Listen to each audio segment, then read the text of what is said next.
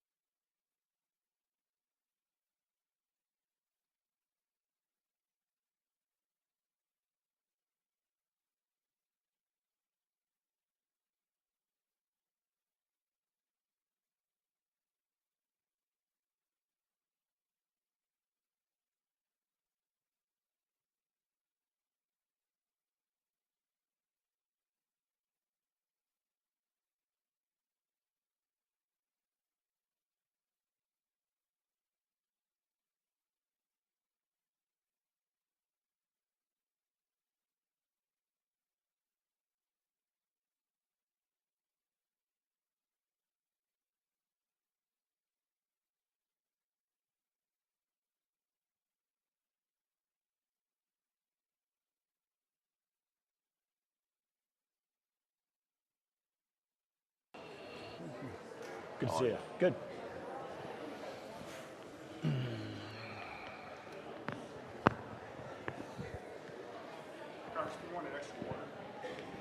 Oh, I'm good.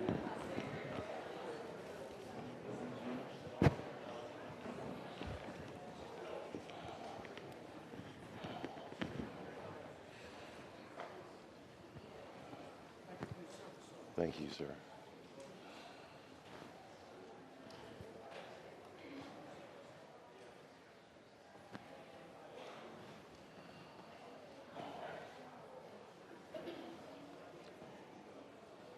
Good evening, and welcome to this community forum. I'm Alan Stamm, Dean of the Batten School of Leadership and Public Policy, and your host for this event. Those present are here because we'd like to exchange views with our elected representative in Congress, a gentleman who holds a seat first contested by James Madison and James Monroe. The Batten School has held dozens of discussions with elected officials and policymakers. None have been subject to disruption or allegations of partisan imbalance. The list of guests with whom Batten students have interacted includes Governors Robert McDonald and Terry McAuliffe, Senators Jim Webb, Mark Warner, and Tim Kaine, previous Republican and Democratic representatives of this seat, Robert Hurt and Tom Perriello, other representatives from Robert Scott and Jerry Connolly to Tom Davis and Eric Cantor. Our Batten students have engaged on grounds with presidential candidates Sanders, Kasich, and O'Malley, former Supreme Court Justice Sandra Day O'Connor, top intelligence, defense, and NGO officials. Yesterday, in our school, we hosted gubernatorial candidate Tom Perriello. Today, we host Congressman Garrett. Tomorrow, we will host Senator Evan Bayh of Indiana. Monday, we will host the political commentator, Bill Kristol. This is what we do at the Batten School. As public servants at this public university, we challenge assumptions. We listen to others' views, especially to those with which we disagree. And then we search for common ground, not necessarily finding it, but we don't stop looking for it. Each of our previous guests has had a chance to communicate their thoughts and to listen to our students and community members. As dean of this school, carrying on Frank Batten's legacy, I remain deeply and personally committed to the principles of academic freedom and civil discourse. We've made every possible effort tonight to ensure the fairness of these exchanges, so central to our democracy. I will personally vigorously oppose any efforts to deny you, our community members, these rights. When we began a conversation with Congressman Garrett about this community forum, each of us here at the University of Virginia viewed this as both an academic opportunity and, in part, a public responsibility. But first and foremost, this room, this hall, is our classroom. This is in fact, the Batten School's largest classroom, so please respect it as such. Our students are preparing to lead and shape our Commonwealth and nation. Let us lead by example tonight. This audience has been selected through a random lottery of 5th District residents who have been provided 180 seats. The remaining 50 seats have gone to Batten School students selected also through a random selection lottery. Access to this forum has been limited only by the fire marshal of Charlottesville, who has capped this, our school's largest room, at 230. I believe there's a sign on the door verifying that. You can check on your way out. Let me state for the record the ground rules we've agreed to in an effort to advance the public interest in this conversation.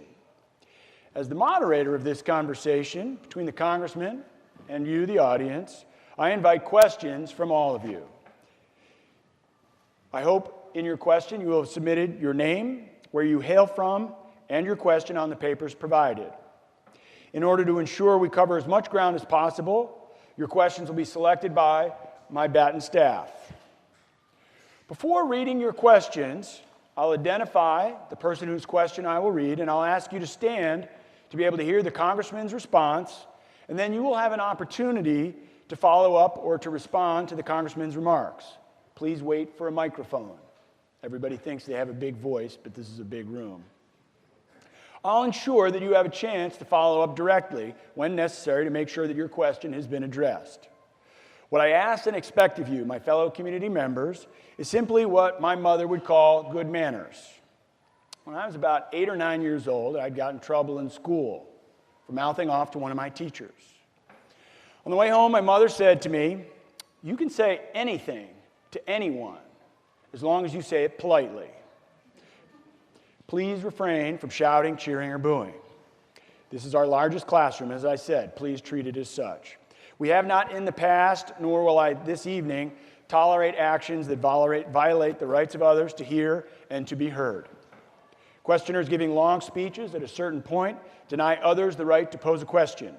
At such point, I will prompt you to yield the floor. Please do so, or you will be asked to leave. Out of respect to you, I'll say the same to our guest if one of his responses drifts into what I deem to be filibuster territory." As it often does. Yes, it does. Now, let us begin with a nonpartisan welcome to the winner of last November's election to represent us in the House of Representatives, a neighbor from our community, Congressman Tom Garrett.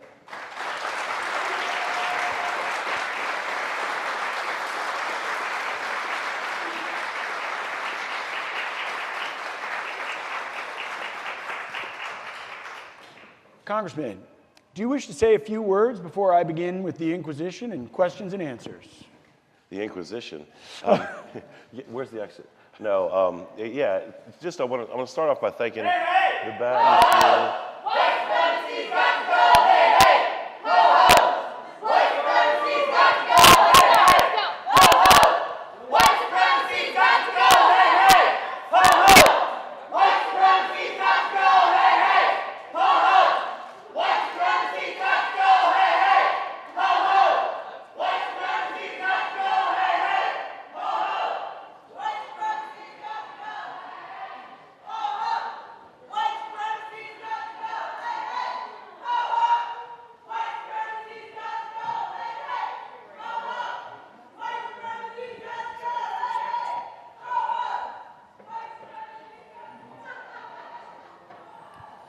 Congressman Garrett, as you were saying. Santa and his reindeer like the snow.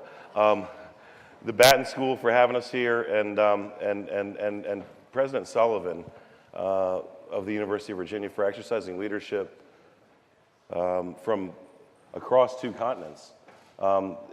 It's just an amazing opportunity to be here at Mr. Jefferson's University and have the opportunity to exchange ideas and to know that we won't agree on all of them. We were talking about this in the green room before this, and we'd heard some chants outside that now you've all heard. Hey, hey, ho, ho, white supremacy's got to go. And my chief of staff said we were chanting, we agree. And so I think it's appropriate to extend a round of applause first to the Batten School and President Sullivan for making this happen. So I invite you to do that.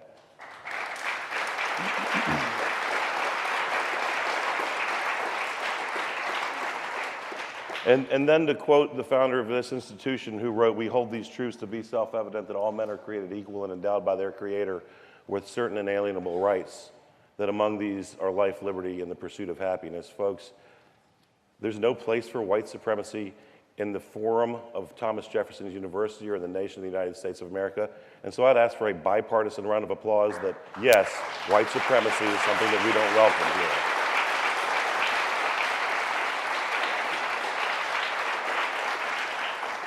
And with that, again, it's a humble and sincere thanks. It's an amazing honor, and I'm just trying to do the best I can and do what I said I was going to do when I was elected. Thank you. Thanks, Congressman. So I'm going to exercise my moderator's prerogative here and start off with a question I think is on a lot of people's minds. There are a lot of passionate people outside this building. There are roughly 850 or so folks that signed up for the lottery for the limited number of seats in this room. Many of those would be outside would prefer to be inside with us than standing in the rain. Why the preference for a relatively small venue for this event? Unfortunately, as we've seen on the news across the last few months, there's the potential for circumstances to go beyond the control of the folks with the best intentions, professionals, individuals who hope to ensure a free exchange of ideas. I will tell you that I've never accomplished anything meaningful in my life alone. and that a lot of the people who've helped me to have the opportunity to serve in the capacity of the congressman from the 5th District of Virginia might be, for example, 73 years old and have had both knees replaced. Might be, for example, the recipient within the last week or two of an MRI or medical procedures that mean that they're more vulnerable than perhaps other members of the population.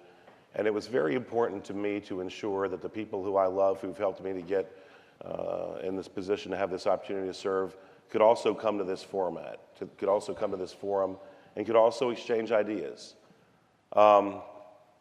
It's been a real inspiring, I think, success to be sitting here now. And I hope that we can engage in these sorts of dialogues in larger and larger venues. I'm really excited, and I'm going to give a hat tip to Joe Thomas and WCHV to have a radio town hall starting on April 13th from 7 p.m. to 9 p.m. And we hope to do that every month or so for the duration of the time that we're given the honor to serve the 5th District. But I'd love to have a larger venue. I also wanted to know that people that I love, the people that have been there for me, could be at this venue, and they could do so without fearing for their physical well-being and safety. And so with that, we erred on the side, I think, of caution. But I would indeed enjoy the opportunity to do this in a larger venue should we prove that we can execute it here tonight at the Batten School in this limited scale. Well, fair enough, and we'll hold you to that pledge and do another event in a much larger setting. I'm going to take your cue where you mentioned healthcare there.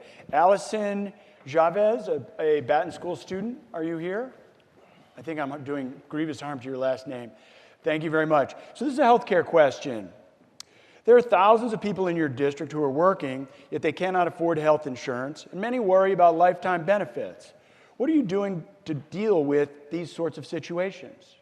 So the paradigm that we've gotten foisted upon us as it relates to moving forward to address problems with the Affordable Care Act, and there certainly are, is that we need to ensure that all Americans have coverage, or that all people who choose to avail themselves have coverage. The problem is that there's a massive disconnect between coverage and care. And so what we've seen in the last 7 years is premiums skyrocketing, deductibles skyrocketing. I was speaking with the owners of a logging operation out of Brunswick County yesterday who described health savings plans that they had and that their employees had, where originally their deductible had been, I believe they said $750, and their monthly payment had been $250. What that illustrates is that you can have coverage, but if you don't have $6,000 for deductible, you don't have care. So the most important thing to do now is to create a paradigm where we turn the cost curve down. That's one of the reasons that we've gotten crosswise with the president. What we looked at as related to the AHCA was a plan that didn't do anything to turn the cost curve down, to reduce the rise in premiums for the next 2 years. And while it would have, according to the Congressional Budget Office moving forward after that, it would have been too little too late in a nation where 2/3 of the people, according to a recent news story, couldn't find $2,000 if they had an emergency. So I want you to think about the difference between care, which is where you get the help you need from a medical professional when you need it, and coverage, which is when you have a piece of paper that says, I have health insurance that does you absolutely no good if your deductible is so high that you can't pay for it. Some of the things that we've done that I'm very proud of include passing the McCarran-Ferguson antitrust exemption for healthcare. We championed that. That was an editorial that was featured in the Hill newspaper in Washington, D.C., I think 23 days after we were sworn in. I'm very proud of that. That ultimately passed out of committee and out of the full House and has gone to the Senate. And I will tell you that our championship of the McCarran-Ferguson repeal was something that was completely nonpartisan. I'm not sure whether it was yourself, Dean, or Professor Warburg that we discussed this with, but that was an idea originally championed, ironically, by your speaker yesterday, Tom Perriello, and Betsy Markey in 2010, that was pushed through, candidly, driven by members of the Freedom Caucus in 2017. And so that proves that nobody has a monopoly on good ideas, and that there are things that we can do to bend that cost curve down. Another bill that we've passed is the right of associations to unify, to purchase in numbers to create discounts in health care.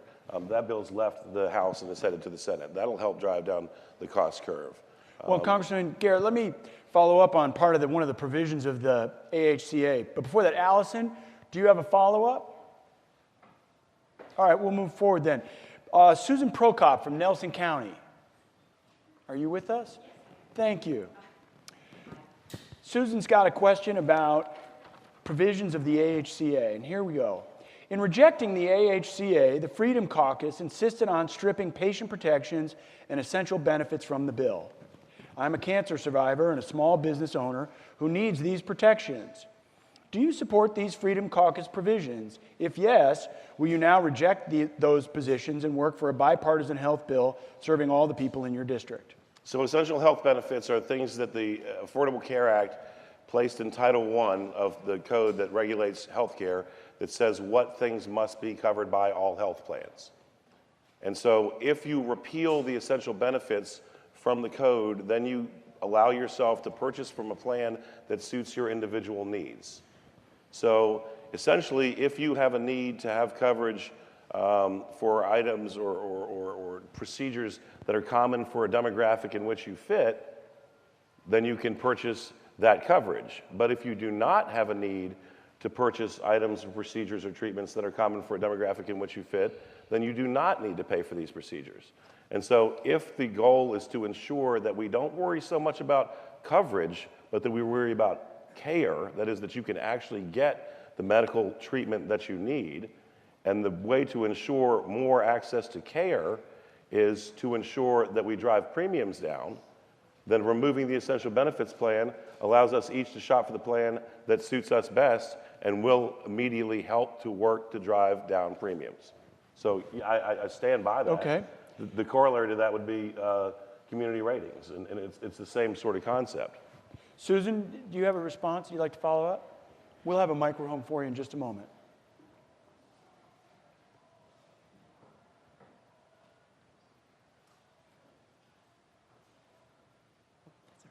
Thank you for your response. Appreciate it. But prior to the Affordable Care Act, there were health plans with skinnier types of benefits, and you strip away the essential health benefits, and people may be subject to being only able to afford very poor coverage health plans.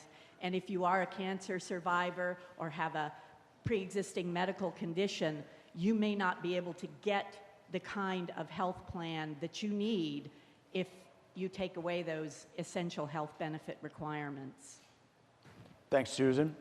So I understand Just a few seconds, sir. Yes, sir. So I understand where you're coming from. What we want is to allow the market to work so that people can choose what components of the plan they choose to have. And so if you don't need mental health treatment, but you're forced to pay for mental health treatment, then you know that your care and coverage, your coverage will cost more.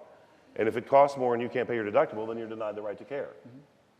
All right, let me follow up. This is related to the health care issue, but is a sort of an explicitly political question from Nancy Rodland of Green. Nancy, are you with us? Thank you.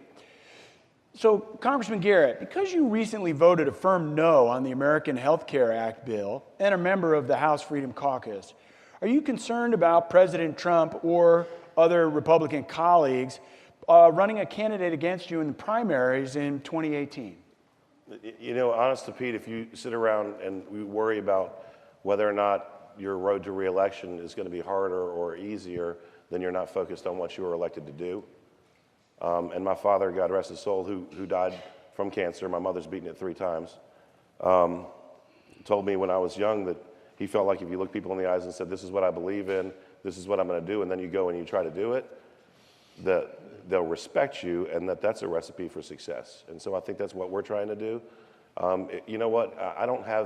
I'm not married to a title. I'm Tom Garrett from, born and raised and graduated from Louisa County High School, and I'm just me. And so if I'm somewhere else in 2 years, I'll have more free time, I guess. But I'm not concerned with it. We're going to be who we are. Some of you guys are going to think it's wonderful, and some of you guys are going to hate it, and that's what makes America such an amazing place. Because we can have forums like this. We can even yell and scream at each other. But we're not going to kill each other, and we're going to continue to fight for what we believe in, even when it's the opposite of each other. So yeah, whatever. I mean, run somebody against me. I don't care. I want to do my job the best I can do it, so that when I stand before my Creator, I say I left it all on the field. I did everything I could do. We appreciate your sincerity. Our next question, this will be our last one on healthcare, and then we'll move to another topic.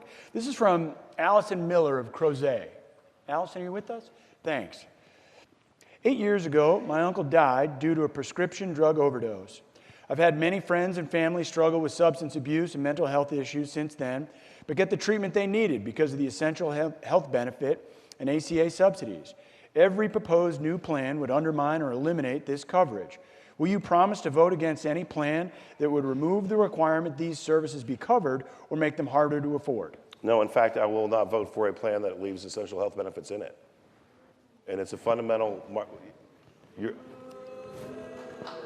I apologize because I don't want to encourage you guys to do stuff that they're trying to stop you from doing as it relates to being civil.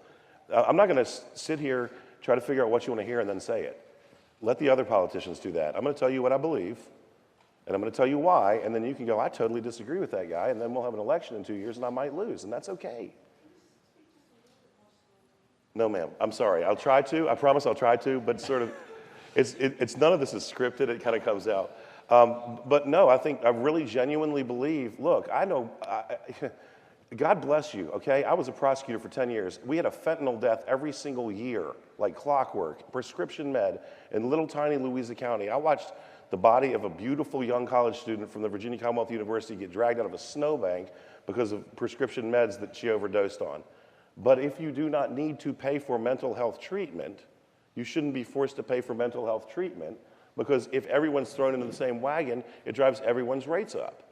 And the problem, again, as I see it, and you're welcome to disagree, and I respect it, is that we have a circumstance where we have pieces of paper that say we have insurance, but we don't have access to care because we can't pay our premiums and deductibles that skyrocketed over the last 7 years. So it's okay to disagree, but no, not only will I not only vote for it if it has it, I won't vote for it if it does. Fair enough. We're going to shift gears here a little bit away from healthcare, and we're going to move to our... Oh, I'm sorry. Excuse me. Ma'am, would you like to follow up? Oh. Okay. Respectfully, I would just submit that there's a difference between care and coverage, but if you don't have coverage, that pretty much obliterates the chance for people getting care, whatever the coverage is.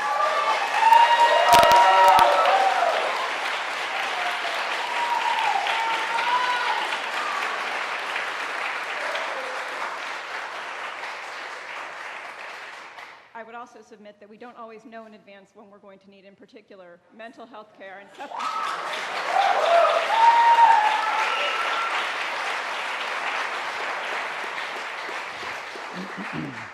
And finally, I would just say that when we talk about the right to life, liberty, and the pursuit of happiness, do you believe that health care is one of those rights? So, over half the new people who are covered under the Affordable Care Act aren't covered by the Affordable Care Act, they're covered by Medicaid, which is indigent. Excuse us, we'd like to hear the Congressman respond. Thank you. Which is essentially indigent care. It's people who can't pay for care, who are swept up into a safety net, which we should have in this United States, the most prosperous nation in the world. But it's indicative of the failure of the Affordable Care Act, where the individual mandate can so frequently be flouted that you have millions upon millions of people who remain uncovered because they've done something that's inherent to a free market, and that is exercise their own free will. And ultimately, if you go into a hospital emergency room, you will read on the wall that the hospital emergency room may not refuse care to anyone based on any circumstance, to include even their citizenship status. And I support that too, because we don't need people in this most prosperous nation on the planet dying in the gutters. But when you try to create a paradigm that's been falsely pushed as providing something to people that it doesn't, that is health care, when in fact we have now almost 100 fewer providers than we did 7 years ago, that was sold to us on a promise that our premiums would drop by $2,500 a year. They didn't. That if we liked our doctor, we could keep them. We couldn't. That if we liked our plan, we could keep it. We couldn't. That deductibles would drop. They didn't. Then it's time to look for some different way to deliver that good and service.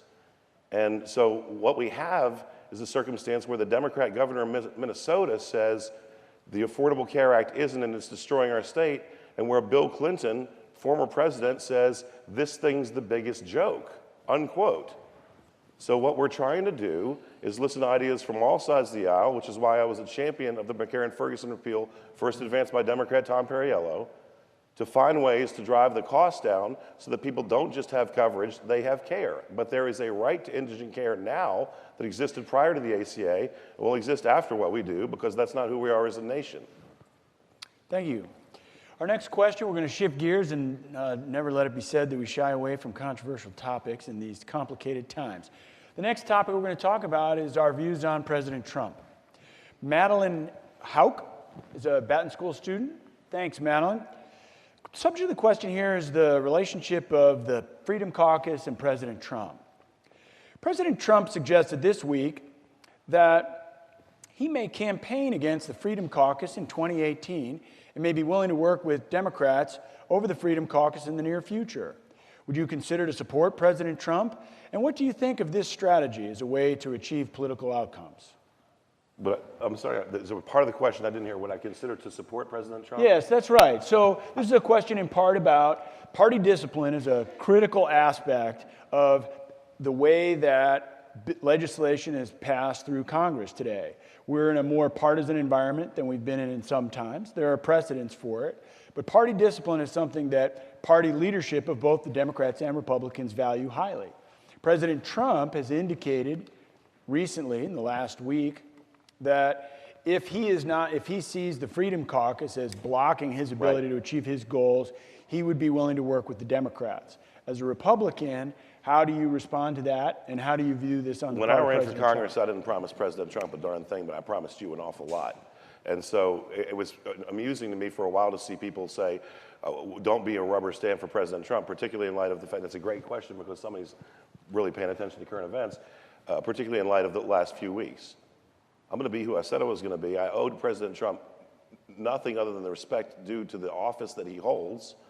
But I owe the voters of the 5th District, who I said, this is what I believe and this is what I'm going to try to do, my word, that I keep my word. And so it's interesting as we get to know President Trump. It's interesting as we get to know President Trump to see what tactics he engages in as he works on the art of the deal. He I think, very rightfully said early on that maybe NATO had lost its usefulness and that we needed to relook the NATO alliance. And immediately thereafter, our NATO allies agreed to up their defense spending. And what he was really doing is saying, you guys need to chip in and do your fair share. And that was right, and he got a good outcome. But if he threatens me, he's going to get a different outcome. What I'm going to continue to do is be who I said I am, do the best I can do to do what I said I was going to do. And sometimes that's going to mean I agree with the person in the White House, and sometimes it's going to mean I don't. And as it relates to party discipline, I think it's a horrible thing. It is disgusting to me, and I know these are strong words.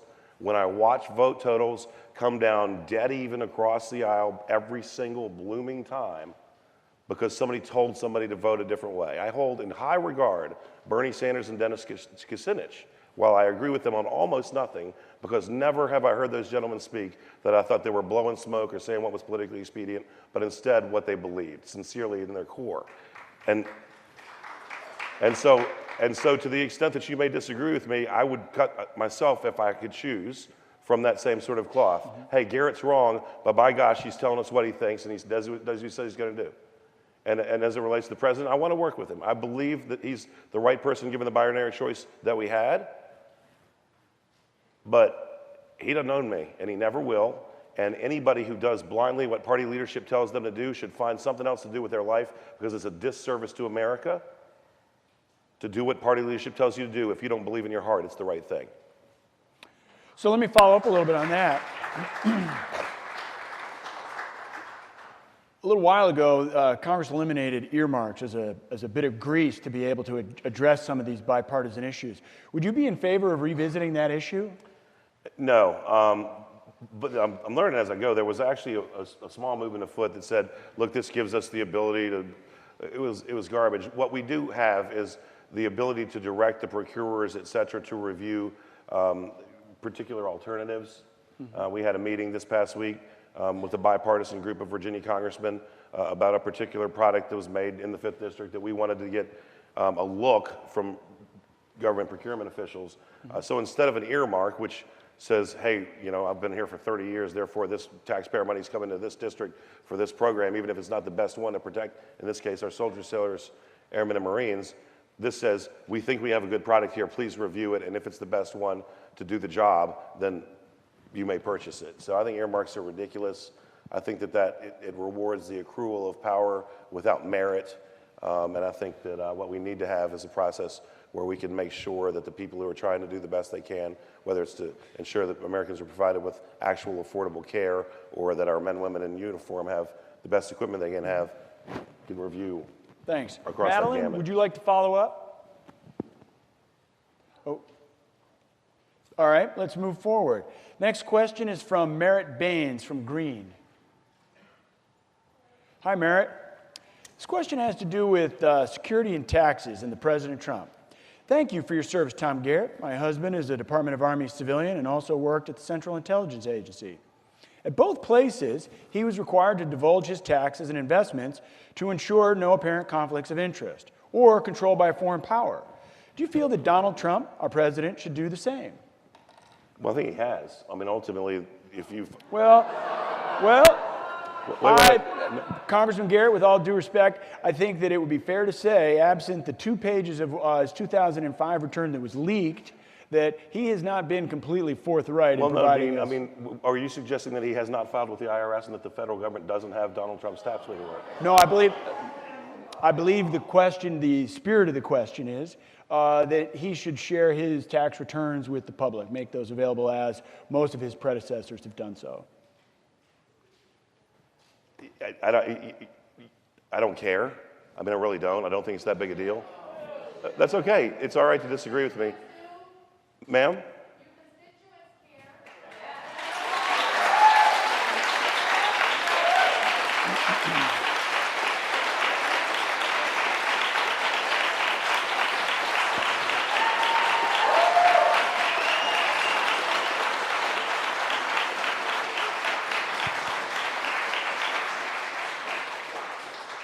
I do think, you know, as we try to tackle things like health care and tax reform, that it's a red herring. I'll say this, and this is a step,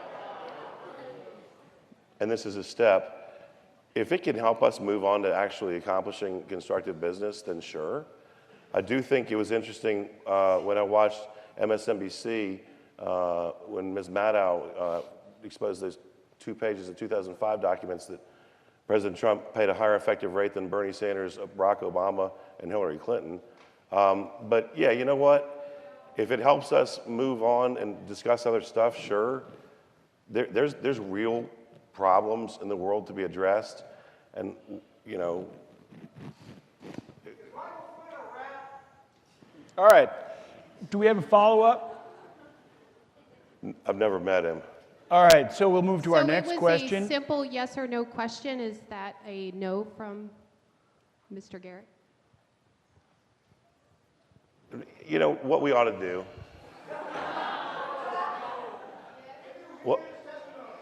What we ought to do is well, go ahead. I'm asking you, it's a simple yes or no question. So no is your answer. No, let me. Donald Well, Trump does what not need, I was trying to answer when I was told to answer. Here's what we ought to do. Okay, there is no requirement that he releases tax returns. There's not one. If we believe so strongly that this should be the case, then I will put in a bill to require that future presidential candidates release their tax returns as a condition for running for office. But right now, there's absolutely no requirement that he do it. There's precedent for not having done it. And so if this is important to you, we'll file the bill next week. But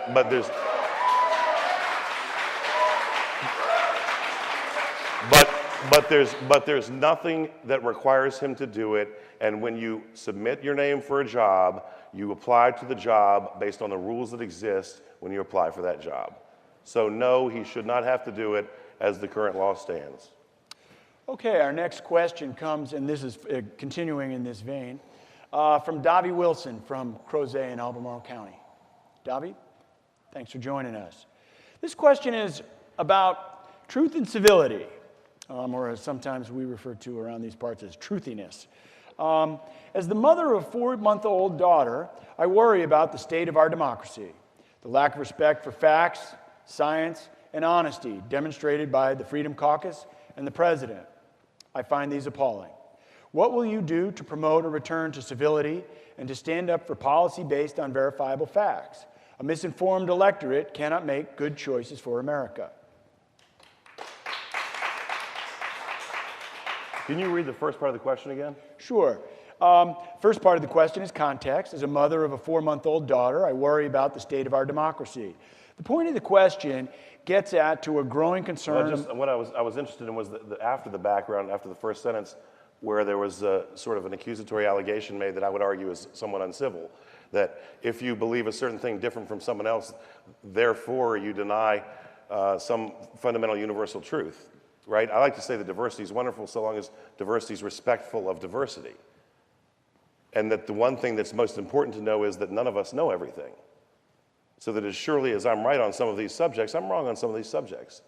And so too is she. So where the Freedom Caucus may have an opinion that she disagrees with, in a world of probability and statistics, there's just as great a likelihood that they're right and she's wrong. Yeah, I think the core of Ms. Wilson's question is, what will you do, or what could you suggest others might do to help us return to or promote a sense of civility and a respect for a particular set of values, in her question, based in fact-based So that's reasoning? the root of the question minus the ad hominem attack, right?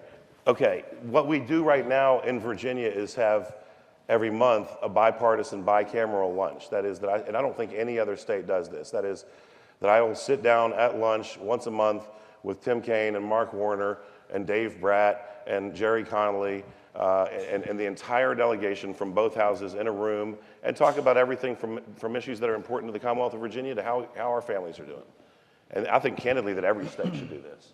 I like to brag or point out that when people ask me if things are as contentious as they look on TV, that at least when I was in the state Senate, they're not. And I'm still learning in Washington, and unfortunately it looks worse there. But in the state Senate, one of the things that I'd say often is if I were picking teams for the barbecue, I'd have George Barker and Chap Peterson on my team a lot sooner than I'd have Tommy Norman and Frank Wagner. Ultimately, it's easy to villainize and to vilify and to dislike someone we don't know. And so what I try to do is get to know my peers and colleagues on the other side of the aisle. Right now, I think we've got about a dozen pieces of legislation either in or in the hopper. We're chief co-patrons on 2, and of the ones that have bill numbers, I think a majority of them are co-patroned with Democrats, who we went to look for, where we specifically looked for areas where we could agree. So it's really important. As I said earlier, where I really resent that straight vote. You know, some issues are party line votes, but where you're told by leadership, we all have to be here. That person that can't stand up and say, I'm sorry, leadership, that's not where I am, shouldn't be your representative. Congressman, so we can name it moving forward. Ms. Wilson, I think, would like to follow up, Sure. and then we'll move to another question. Yeah, thank you. So I absolutely applaud the bipartisan efforts. I think that's incredibly important. And I just would argue that there has been a pretty flagrant disregard for what third-party entities would argue are facts. It can be difficult to determine what is a fact and what you're being asked to solve. All these problems you're being asked to solve are very complex and complicated. If they weren't, they'd be solved already. Right. But there have been many instances in this administration already where very clear departures from fact have been utilized. And I think it's just incredibly dangerous for our democracy. I would ask that you try to, as much as you can, identify things that actually are facts, verifiable facts, and stand up for them, even if it's the other party that's... Sure.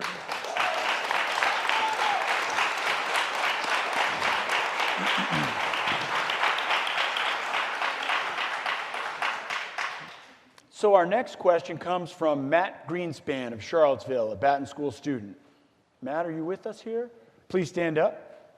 Never let it be said our students aren't paying attention. This has to do with congressional oversight. Congressman Garrett, as a member of both the Foreign Affairs and Homeland Security communities, what is your response to allegations that Russia attempted to influence the 2016 election? And how will you ensure rigorous oversight of an administration that has been hostile to congressional oversight of national security issues? Oh, I like the second part. You know, I supported President Trump. Sometimes I think we need to sit down and go over Article 1 and Article 2 of the Constitution, because there are responsibilities that fall upon the legislative branch that he might not like, but that's the system our founders left us with, and it's the worst system in the world except for all the others, to paraphrase Winston Churchill. In other words, it's the best system in the world. I absolutely positively believe that there was an effort by the Russians to influence the elections. I know to a metaphysical certainty there were also influences by the then Soviets to influence the US election in 1980, in 1984. I know that the Russians and the United States attempted to influence Italian and Greek elections in 1948. I know that the Obama administration attempted to influence the Israeli elections in 2014. I know these things to a metaphysical certainty. And so I know that if you Google search US influence in foreign elections, you'll find a Los Angeles Times story that points to about 60 occasions that we've done that in the last few years. If someone can show me evidence that a single vote was changed, then I would say that's tantamount to an act of war, but I haven't seen it from anywhere. What is run on Russia today as it relates to leaks of documents, emails of people inside the Clinton staff that might not be flattering to the Clinton staff, which, by the way, have never been denied as it relates to their veracity, is surely intended to influence the actions of the consumers of that information. But the reality is there's no evidence that a single vote was changed, and we live in a world, for better or worse, where the Russians have been meddling in American elections and vice versa for the entirety of my lifetime and before. So again, I think, you know, let's look and see what we can find. More troubling is the apparent inability of our national security apparatus to hold as classified information which should be deemed as classified. So I think we can all agree there need to be investigations. We'd probably argue for hours over what needs to be investigated. Thanks. Matt, do you have a follow-up? My master's capstone is actually about protecting... Could you speak just directly to the sorry. microphone? My master's capstone is actually about helping intelligence community employees speak with or get important information to congressional oversight committees without making it public. So I'd love to talk to you more about that at some point. Also, I'd just like to follow up, where specifically, so you've mentioned this thing, and it sort of sounds like the moral equivalency argument that I can't hear you that well. Sorry. Yeah, it kind of okay. sounds like the moral equivalency argument that President Trump made about how Russia and the U.S. are not that different is kind of what I'm getting from your answer. So I was wondering, sort of, what do you plan to do about that? It is true that in history there is this influence. Right. So what's the plan of the Congress going forward? You can call it a moral equivalency argument. I'm just submitting that there's nothing new under the sun. Like, ultimately, the Democrat Party in 80 and 84 worked very closely with the nuclear freeze movement, which was financed by the Soviet Union, to work against Ronald Reagan's election to the White House the first and second time. It's a fact, right? And so what we need to do is talk about what's going on, acknowledge that absolutely, when there's a TV channel called Russia Today, and it's controlled by Russia, and they get to choose what stories they air, that they're going to attempt to influence the people who watch that program that's broadcast in English in our nation, right? So it's not moral equivalency, it's more of a, and with all due respect, because I'm not trying to be mean, but it's more of a duh. So let's talk about what happens, okay? When the United States sends money to create social networking programs and social activist groups to Israel, and then the grant suspends 2 months before the election so that partisan activity, which had theretofore been prohibited, can immediately commence, and all of it is directed at not re-electing Prime Minister Netanyahu. And oh, by the way, all the money was sent to people who were campaign affiliates of either President Obama or the Clintons. We have just meddled in the elections of our allies, the Israelis. And if you Google Rob Portman and Israel in 2015, you'll find the Senate report on U.S. meddling in their elections. What we should do is demand that other nations not do that to us, and then practice what we preach, particularly as it relates to our allies. Now, there's a difference, perhaps, if you're talking about a rogue regime or a regime that doesn't respect the human rights of its citizens, et cetera. But please, somebody tell me why it is that we would try to influence the election in Israel when Israel, regardless of which party is in the prime ministership, has been an ally since 1949 or 7.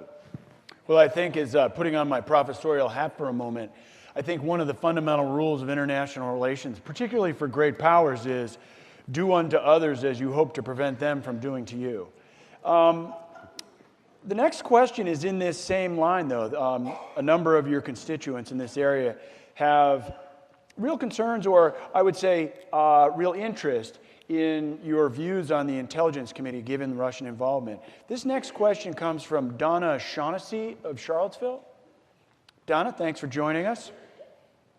I know from your years of public service and your time in the Army that you are a patriot, like me. While we differ on many issues, I believe that we both want what's best for the national security of our country. If it's determined that officials in the current administration colluded with the Russians in order to win their office, would you support their removal? Yes, but I want to couch it with this, to be completely fair, because I like to say what I'm going to do and then do it, right? I said that earlier. If it is determined that officials within the current administration colluded with the Russians to secure their office, yes, I would support their removal.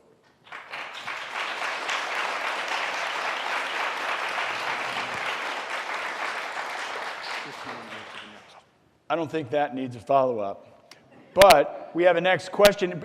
Is there another question? I think that was pretty straightforward, up and down vote.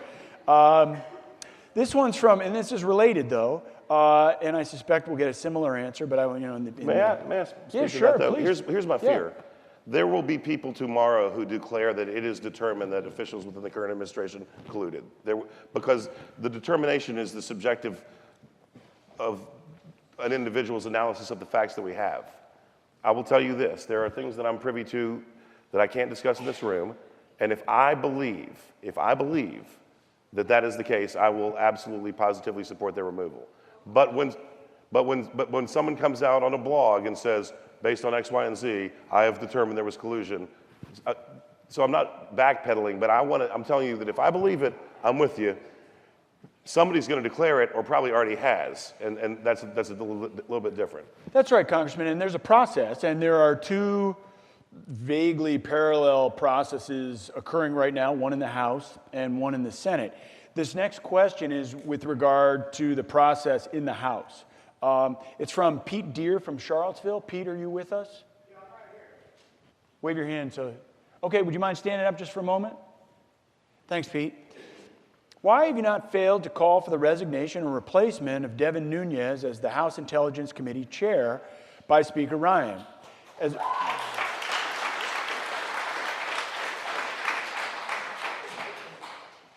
With regard to information about the Russian and intelligence leaks, as a former prosecutor, what do you think of his conduct thus far?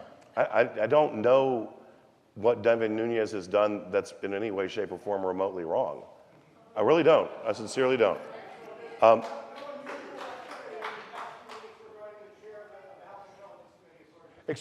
Pete, can we wait till we get a microphone for you? And we'd love to hear your follow-up. And let the congressman finish his first statement here, and then we'll what I certainly allow you to understand follow up. is that Mr. Nunes, Congressman Nunes, received a briefing at the Eisenhower Executive Office building with relation to intelligence dealing with communications that may have occurred between, I suppose, the President-elect's team and the Russians. Is that right? Raw intelligence intercepts. So, wait, in fact, honestly, excuse me, wait a second. I don't want to turn this into a argument back and forth. But could we get a microphone for Pete on this side? Thank you. And honestly, Dean, I want to hear what he's saying. Yeah, no, that's why I want to make sure we have the microphone. This isn't actually a shouting match. I want to hear what you're saying. Low-level staffers on the NSC colluded with Representative Nunes to provide this information for reasons that are not terribly clear. What were they doing with access to that information? Why would they have that? One of them was even going to be fired by the now National Security Advisor, H.R. McMaster, until Jared Kushner intervened to keep him on the staff. Now, I'm getting a little bit off track here. It comes back to my original question. Do you believe that Mike Flynn is a rat? And why is he willing to get immunity from prosecution in order to tell what he knows about what the Trump administration has been doing or what happened during the Trump campaign? Okay, well, I'll hit the second question first, if that's the one that's more important to you. Is that the one you'd rather me hit? I'm serious. I'm not trying to. Would you rather me hit the second question? Whatever you want to answer. Okay, Kevin Reynolds, will you wave at the audience? Can you? Okay, Kevin Reynolds is my chief of staff, all right? If I were president, he would be Mike Pence. If I were President Trump, he is the number 2 guy beneath me, okay? No fewer than 6 members of Secretary of State Clinton's office not only allegedly asked for immunity, but received immunity, to include her chief of staff. That is the number 2 in her office. I don't have any idea how this Mike Flynn thing will play out. I know Devin Nunes a little bit because I've only been there 90 days. I like him and trust him. I will tell you that I was in the Army for almost 6 years, had a TSSCI clearance, and used it once that whole time. I've been in Congress for about 3 months. I won't get into what level clearance I have, and I use it every single day. So, well, not every day. I probably won't use it today, but a lot of days. It strikes me in no way, shape, or form as odd that the chairman of the House Intelligence Committee should have access to communications intercepts, particularly if they're relevant to an inquiry going on in the purview of his committee.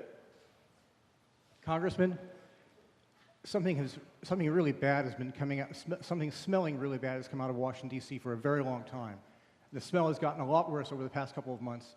I'm hoping that you're going to take out the trash and not wallow in it. I really hope so, sir. Thanks, Pete. Thank you. We appreciate that thought. Now, we're going to change our subject here. Don't worry, it'll be equally intense and interesting. We're going to move to immigration. Our next question comes from Kyla Kaufman from Charlottesville. Kyla, are you with us? Kayla, I'm sorry. Please stand up so folks can see you. Congressman Garrett, do you agree with the recent deportation orders of undocumented immigrants that are currently separating families and deporting hardworking people who have committed no crimes, pay taxes, and are contributing to our economy and intellectual community? There's been absolutely no change in deportation order status as it relates to undocumenteds who are not wanted for felony criminal offenses. So what I agree with is having a set of laws on the books that we're willing to enforce. And so the debate should be, who are we willing to deport and who are we not willing to deport? Nobody's asked about marijuana, but I'll tell you that we've put forth a bill to completely remove the federal government from the regulatory scheme as it relates to marijuana. The primary reason is it is a manifest injustice when federal law is enforced one way in one case and a different way in another case when it is supposed to be federal law. So as it relates to criminal aliens, I think that I not only agree but applaud the administration for stepping up deportation. As it relates to long-term resident aliens or dreamers, et cetera, if we have laws on the books that we will not enforce, then we need to be debating what the laws that we would enforce should be. Right now, I support upholding the law of the United States of America.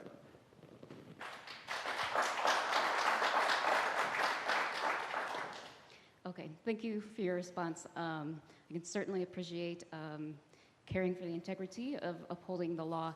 Unfortunately, the fact of the matter is that families are being separated.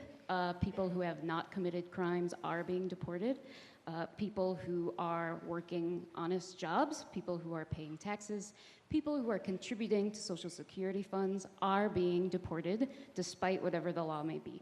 So do you indeed support what's actually happening on the ground? Right.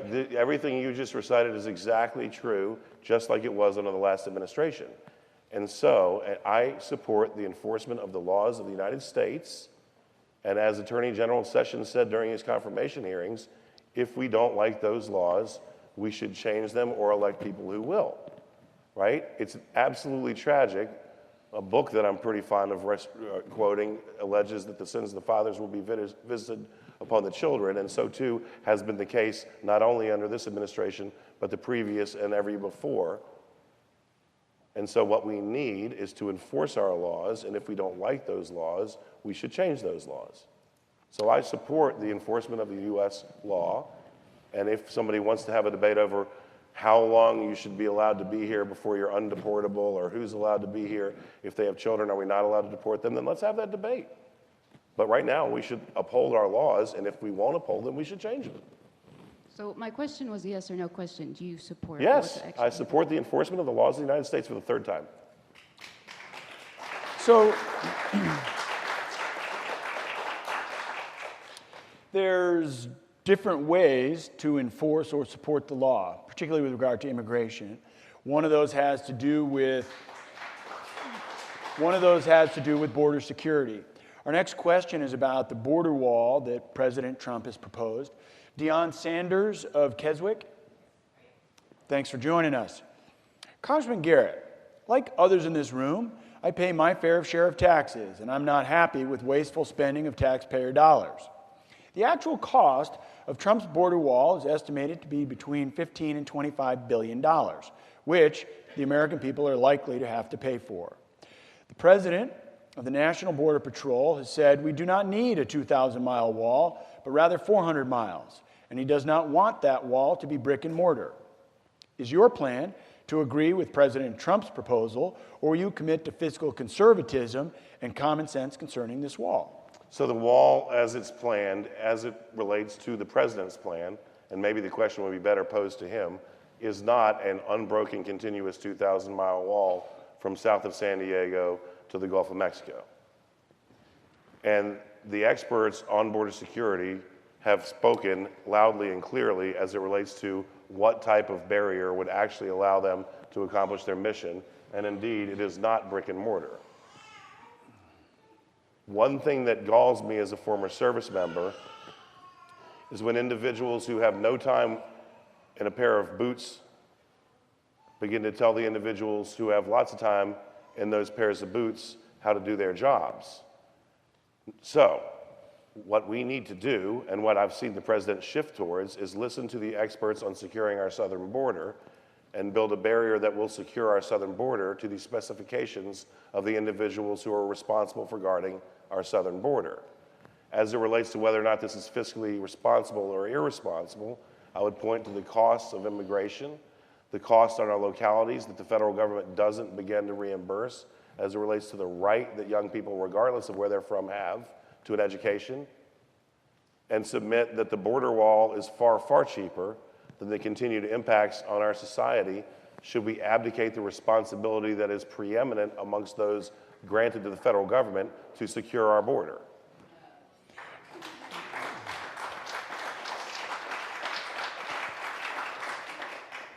I do have a follow-up. Right now, we're seeing that the border crossing coming from Mexico and wherever they're coming from into the U.S. is declining. In fact, it's lowest as it's been since like 1990. We are talking about spending $25 billion, and you have campaigned on being a fiscal conservative.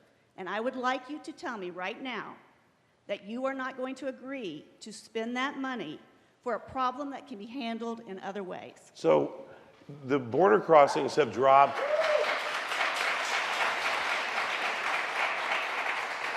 The border crossings have dropped remarkably since about January 20th. And they spiked in the months leading up to January 20th. Now, I mean, I don't know if anything of significance happened on that date, but I'm sorry, that was sarcasm, but they will, I apologize. I genuinely do, I'm sorry. But I do genuinely, with every fiber of my being, believe that the fiscally prudent thing to do is to have a United States immigration policy conducted on what the needs are of the people of the United States. That we should allow people in this nation of every race and color and creed from every nation on the planet, so long as we know that they're not here to do us harm and that they make this rich tapestry richer, as opposed to costing us in the interim. And so I don't believe you have a right to be an American. I want to say that loud and clear. But I think anybody on this planet who doesn't have some secret dream to be an American maybe should reconsider that. We need to open our doors as it suits us, taking care of us. The first responsibility of the United States government is to the United States. And the only way to control how many people you have to provide goods and services for at some subsistence level is to control how many people you allow in the nation. So, no, I'm going to direct a follow-up here. I'm going to exercise my Well, you've had three, so we're going to change the direction here a little bit. Excuse me.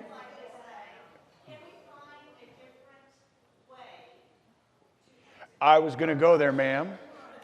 Please excuse me. So one of the proposals that's been floated up in the last couple of days has been to tax remittances back into Mexico and use the revenues from that type of tax. If we think about border security, is this something that, in terms of the financing of it and fiscal conservatism, what's your thought about balancing different approaches to raising funds, using creative solutions to approach funds like these? And I'm not advocating any one of these or another, but just curious about, President Trump made this pledge that the Mexicans would pay for this wall. I believe those are his words. If there are different means to do this, to shift the financial burden of this, would that have an impact on the type of project that you would support? Well, I already said I supported securing the border, and even under President Trump's current paradigm, that's not a brick and mortar wall from the Gulf of Mexico to the Pacific.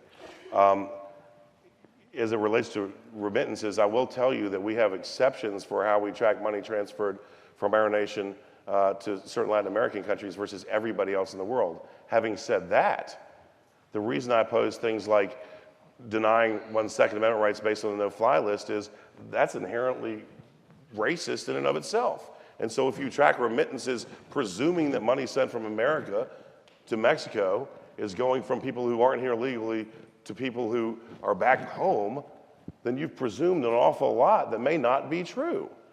There are lots of Americans, right? So there are lots of Americans from lots of different places in the world who have lots of family who are still there who send money back to them. So if you could be certain, perhaps, that we treated all nations the same as it related to remittances, or if you could be certain that that begs the question. If you know that the individual who you're now monitoring their financial transfers is here illegally, why are they here if you have laws that you're willing to enforce?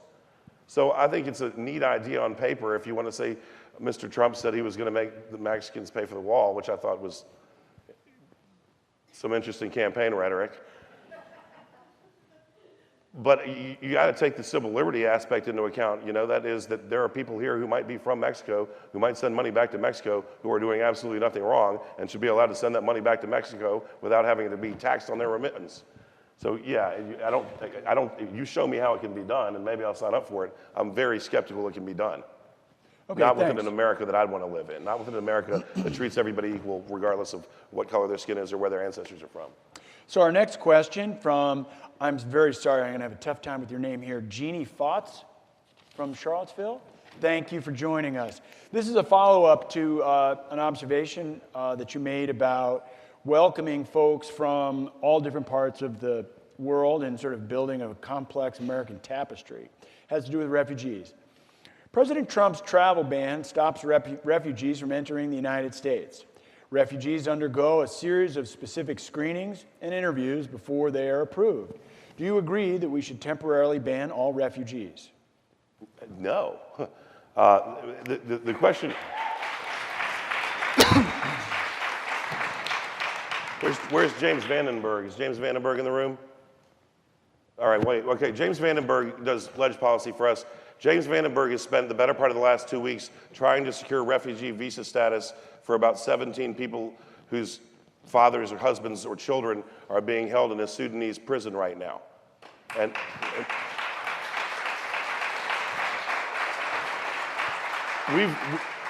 out of 240 some odd Republicans, I was one of a very small handful that defended Trump's and heightened vetting. And I know that's not a popular thing to say here. Let me be explicitly clear.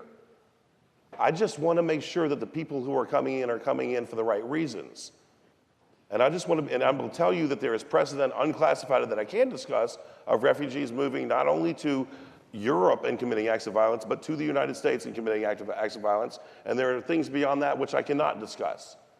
So heightened vetting, not a refugee ban, because that's stupid and un-American. Heightened vetting is our responsibility. And James Vandenberg can probably tell you horror stories about how hard it's been to get the United States Department of State to allow just under 20 people refugee status who we know exactly who they are and we know they aren't a threat to the United States. We're going to get that done. And whether it ever makes the newspapers or not, that's the kind of thing that makes me know that what I'm doing matters in this life.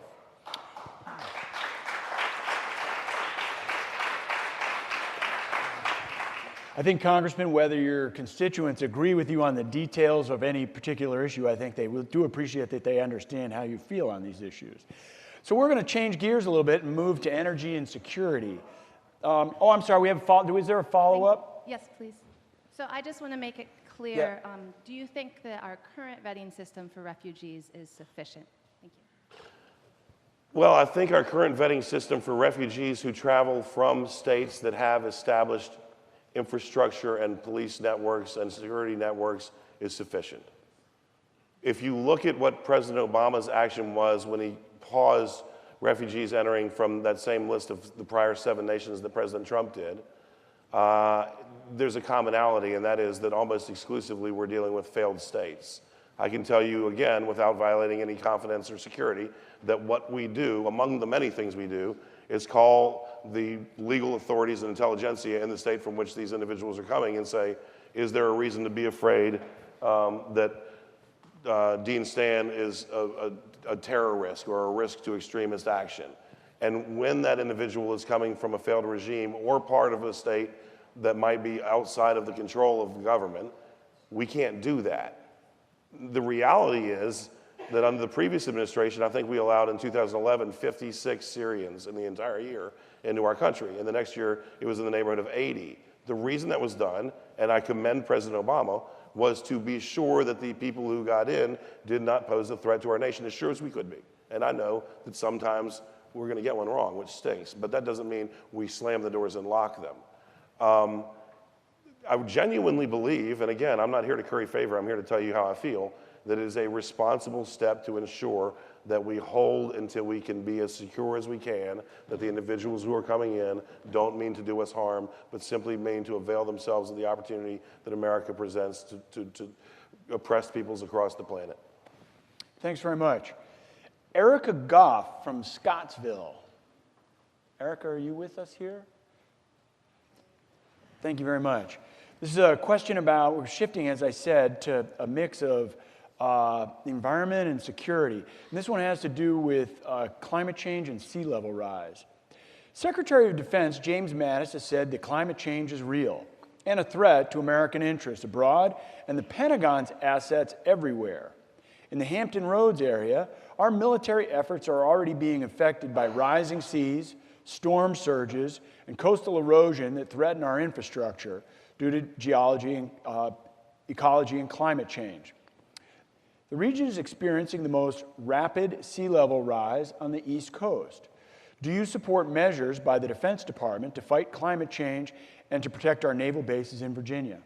So we've been in contact specifically with folks from Langley because we heard repeatedly during our campaign that there was a sea level rise, that the waters were lapping onto the runway, and that there might be an erosion, metaphorically and literally, of our ability to conduct missions essential from Langley. And I've been assured to my face that there is no existential problem now. What I think, will you read the last sentence of the question? Yeah, sure. Do you support measures by the Defense Department to fight climate change and to protect our naval bases in Virginia? I support measures by the Defense Department to protect the United States of America.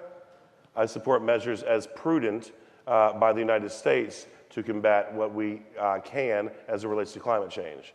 I do not think that the lead agency on combating climate change should be the Department of Defense. I would beg that the Department of Defense be allowed to specially focus on one mission and one mission only, and that is defending the United States of America against threats from human beings and foreign nation states who seek to do us harm.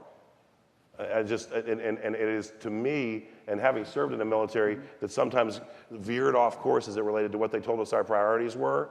Let's let the Department of Defense be the Department of Defense, and let's formulate our environmental policy through people like NOAA and the EPA, et cetera. It is a travesty, and I know I'm sort of hijacking your question, but it's a travesty that the DoD is being asked to lead in areas like this because it detracts from what their base mission should be.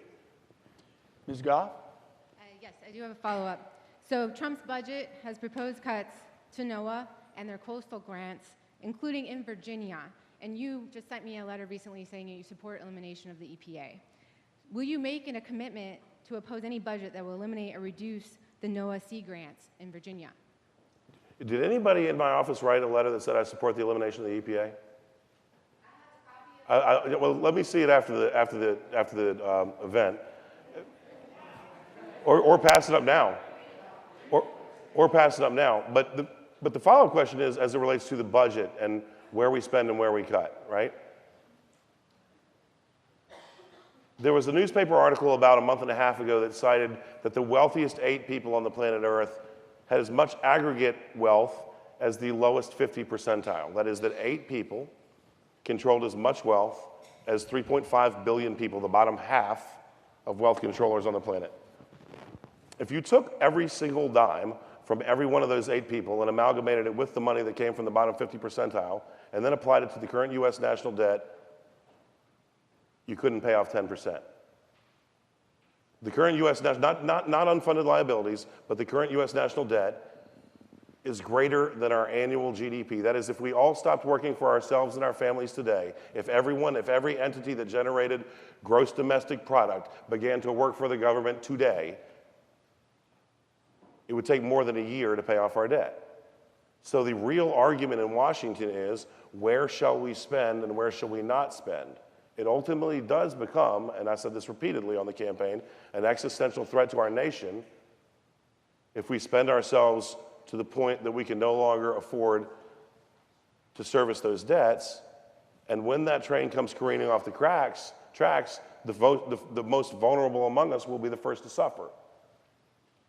So we need to have basic fundamental safety nets, but we need to ensure that we are spending monies in a manner consistent with what is appropriate for each role of government at each level. I like to joke that I'm a big government conservative, except the government that should be big is the local government, and the government that should be small is the federal government. Jefferson said, paraphrasing, government closest to home is most efficient, most responsive, and governs best. And I've watched hundreds of thousands of dollars be poured into sidewalks in the 5th District of Virginia in towns where they don't have worthwhile sewer and water.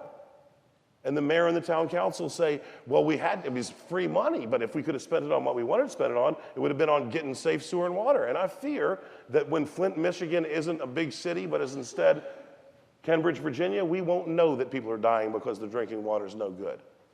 So we need to focus on core essential functions of government at each level, and we need to make sure that we are being efficient with the expenditure of tax dollars, because literally, if you consider that our GDP is outstripped by our current debt, and then if you took the entire wealth of 50% of the population plus the wealthiest 8 people in the world, you could pay off less than 10% of the debt, you ought to know we have a spending problem.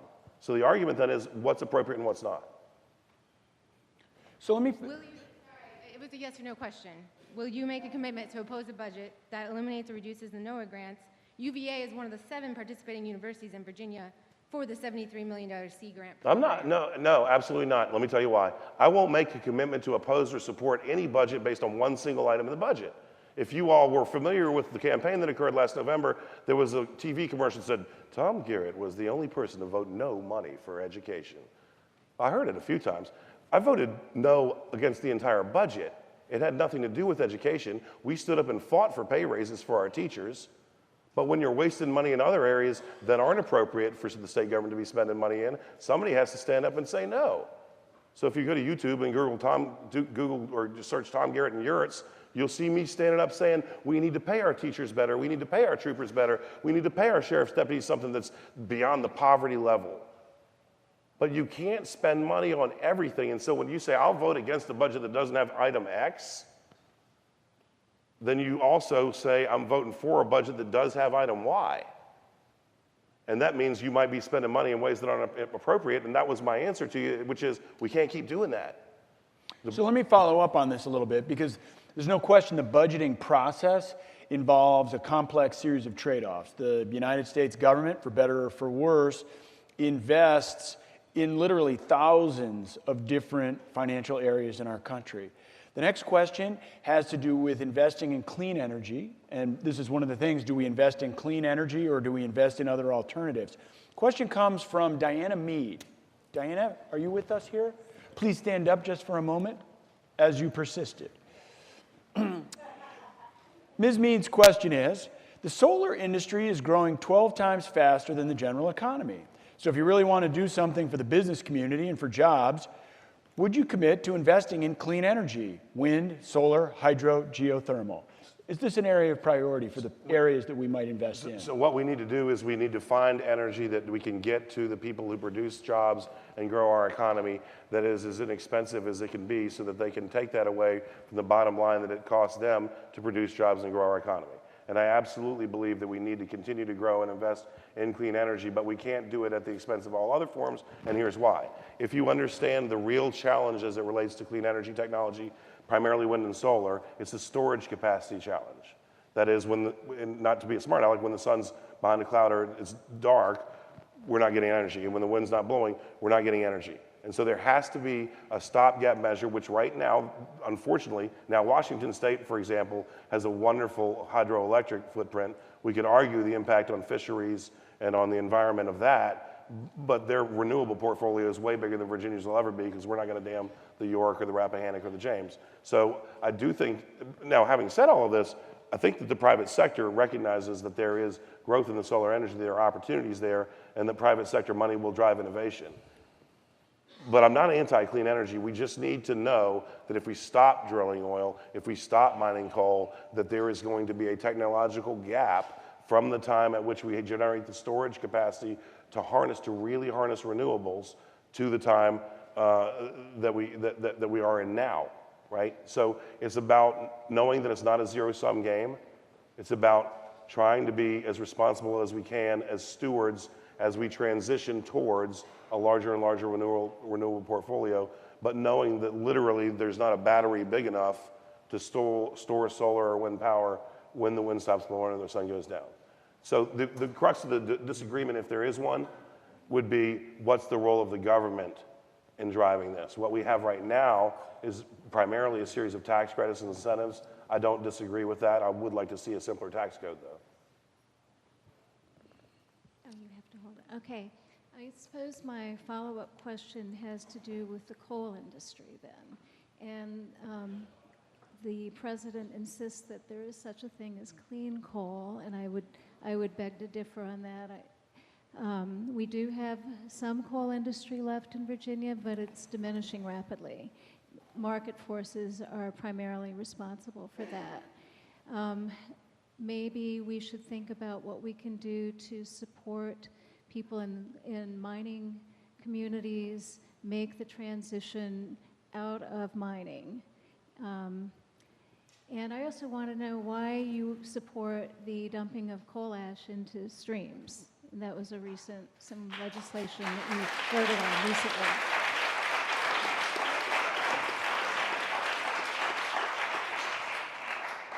So we negotiate treaties, I think all too often, with some sense of collective national guilt as it relates to the United States' position among nations of the world. And we did that in Paris, and we did it in Kyoto, and we have a paradigm now where when the train cars cross on the north bank of the James River, across from the place I'm lucky enough to sleep when I'm not in Washington occasionally, in Buckingham County, they're filled with coal, and they're all going to the port of Norfolk where they'll get on boats and they'll go to China.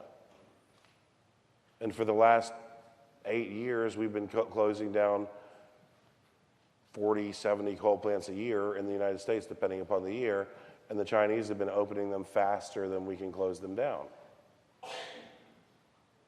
And it strikes me that the air that we breathe, at some point, circulated not just over Virginia, but over China. And it strikes me that as we allow one group to play by one set of rules, and we hold job creators in our nation by an entirely different set of rules, that we hamstring those who really uplift and drive our economy, which creates opportunity for individuals to follow their own dreams. I oppose dumping coal ash into bodies of water.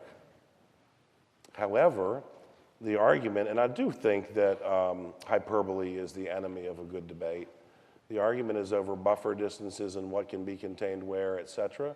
There's a cost-benefit analysis as it relates to what we can do economically and what we need to do as good stewards of an environment. And without the hyperbole, stripping the hyperbole away, that's where we disagree as it relates to the particular bill that you make reference to. But I get your point.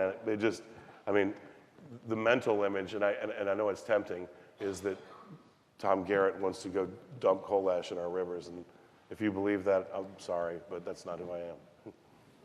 Thank you. We're going to shift gears yet again, and now we're going to turn to the budget. And I have to say, as we go through these issues, they don't get any easier, do they? This question comes from Jerry Sauls. Jerry, are you here with us? Thank you, back there. Congressman Garrett, on your website, you state that as a veteran, you take the job of protecting others seriously and that you look forward to the opportunity to continue to serve all of those, born and unborn, in the 5th District. I want to ask you about the Supplemental Assistance Nutrition Program, or SNAP. SNAP is an effective program that lifted nearly 5 million Americans above the poverty line in 2015. In fact, 1 in 4 active military families depends on SNAP to feed their children. The current House budget plan would cut SNAP by more than $150 billion. Furthermore, Congress is considering converting SNAP and other aid programs to a block grant system, which would be disastrous for those in our region in need of your protection. In the past, Congress has been unable to ensure that block grants fund actually reach those for whom they are intended. Speaking as the wife of a Navy commander, can you promise me tonight that you will vote against any bill that cuts funding to SNAP's crucial support for Virginians and military families? No, and here's why. Because if the argument is that the federal government does a better job ensuring that monies intended to assist people in need get to those people than the state government does, I wholly reject that argument on its face. It's tangential, but I think indicative that when I was elected to the Virginia Senate, my computer and email and office, everything worked the day before I got there. It took a month for us to get computers. It took over a month for me to have a working email. At some point, somebody had unplugged something. I'm looking for my chief of staff in our office, and he was standing there, and Kevin said, "Why are you standing there?" He goes, "Oh, I can't plug it back in." And so the concept behind block granting is to allow an entity closer to the end user, the person in need of that assistance, to be the arbiter of how the assistance is delivered. So no, I can't promise that. But it's not a zero-sum game. Let me be really clear, though. If I had my way, those tax dollars would never leave Virginia and would be administered either at the local or state level, because what we know to a metaphysical certainty is there is a cost administrative in moving money. So even the block grants fall short of what I'd like to see. If we take money from taxpayers in Virginia and we send it all the way to Washington, by the time it gets sent back down, even in the form of a block grant, we're getting back 70, 60, 50 cents on the dollar. So we can do a better job with that here in Virginia. I candidly think block granting in a state that's run as well as this Commonwealth is a better and more trustworthy alternative for delivering. And in fact, look at our community health centers. If you want examples of where people are doing more with less, if you average the cost of the number of individuals who access Virginia rural community health centers per year over the amount of money invested in them, it's $164 a year to care for hundreds and hundreds of thousands of people. And you know why?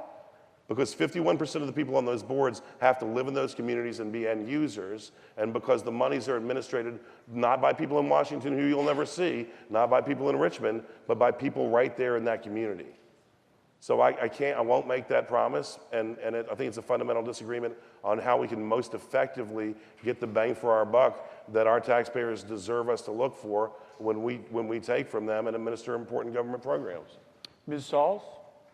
So how do you propose keeping that money and giving it to the families that need it instead of cutting $150 billion from the national budget? So that's a lot of money you're taking away from military families that need it to get their kids, get their education, to get them their food so that they can be there for what they need to be there for. But it's not a zero-sum game. I mean, the Affordable Care Act took almost $1 trillion away from Medicare, but that didn't mean that seniors didn't get care. That didn't mean that President Obama took $1 trillion away from seniors. What they did is they moved it to another area because they knew.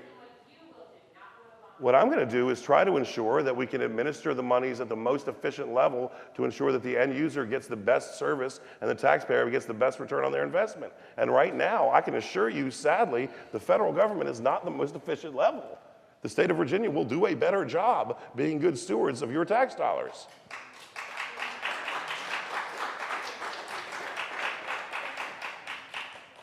So we're going to follow up on the stewardship of tax dollars. And this question comes from one of the Batten School students, Luke Nicholson. Luke, do you mind standing up so folks can see you here? Congressman Garrett, over the past 30 years, we have seen widening economic inequality between the rich and poor. The coastal elite have received tax breaks after tax breaks at the expense of working class America. Why then do you pursue and champion tax structures that cut taxes for the wealthy at the expense of social programs that help the working class? Once again, the paradigm is a zero-sum game, and that presumes that if you cut taxes, there'll be less revenue, right? Right, so there was a president who actually espoused a theory that said if you cut taxes, you can grow the economy and generate more revenue, and you're all thinking, I'm gonna say Ronald Reagan, but it was John Kennedy. Ultimately, the burdens placed on the economy, read your history books, you can shake your head all you want, it's only true. And so the burdens placed on the producers in our economy will either lessen or increase their ability to generate revenue and create more jobs. The inherent interest of someone who has a business usually is to grow the business. So I'll tell you this, I saw a tax plan advanced recently that purported to create greater equity by going from 6 to 3 brackets, by reducing the top bracket, reducing the middle bracket, and raising the bottom bracket by 2%. I swear to you, there's no way on God's green earth I'll ever vote for that. But what I think is a false, and I don't have a problem cutting the top 2 brackets, but why on God's green earth are you raising the bottom one? But what I think is a false paradigm is that reducing taxes reduces revenue when there are multiple historical precedents for the increase in economic activity generated by the reduction in taxes to have actually had the reverse effect. Mr. Nicholson, would you like to follow up? Sure, yeah. So thanks for answering the question. I think what I'm getting at is it just doesn't seem feasible to actually cut these programs. It just all this talk about spending, we haven't even touched cutting the 2 largest sources of our federal budget, which are Medicare and Medicaid. So if we can't cut it, the revenue has to come from somewhere. And I've just seen in my lifetime, and probably more over your lifetime, just... Ouch. sorry. No, that's intended. Just the amount of federal revenue coming from the working class and the lower class is rising, and the amount contributed by the top third of our right. I love your question. Yeah, I mean that. We need to simplify the tax code so much, and no offense, because I'll include Donald Trump. What was his effective rate in 2005? 25%? How on earth did Bernie Sanders pay 13%? How on earth did Hillary Clinton pay 16%? We need to simplify the tax code so your tax rate is your tax rate. Another thing that drives me crazy is that we don't tax wealth at all. So if Bill Gates doesn't earn any money in a single year, but you just finished med school and just did your residency and just got a good job, you're rich and he's not. So we need to address that paradigm as well. I really think a consumption-based tax, that sort of thing. But the other thing to address social programs that we want to continue, like Medicare, like Medicaid, is the efficiency in the expenditure. That is how we administer the program. If you do not have more money, but you need to do a better job, then you have to do a better job with the money you have. And so that's why I've been such a stickler on the AHCA. I don't think that truly, if you're honest to yourself and you read the critics from both sides of the aisle, the ACA is broken at some level. We can disagree on how much, and it needs to be fixed. I will hold out until I see a paradigm that I believe will push down premiums.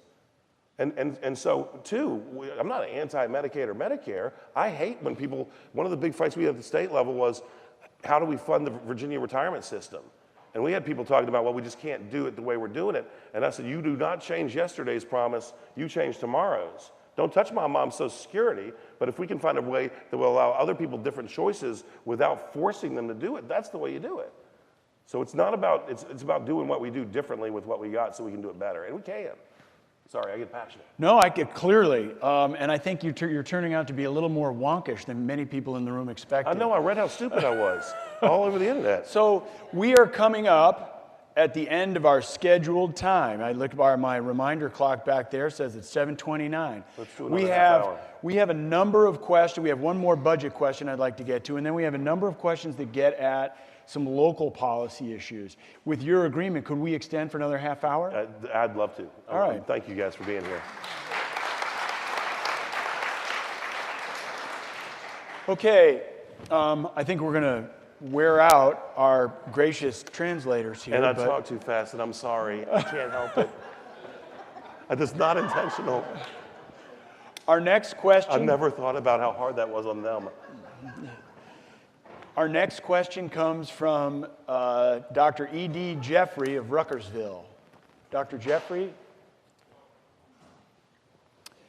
Congressman Garrett, I'd like to know what your position is on President Trump's proposal to cut funding to the NIH, your moderator is fatiguing as well, by approximately 20%.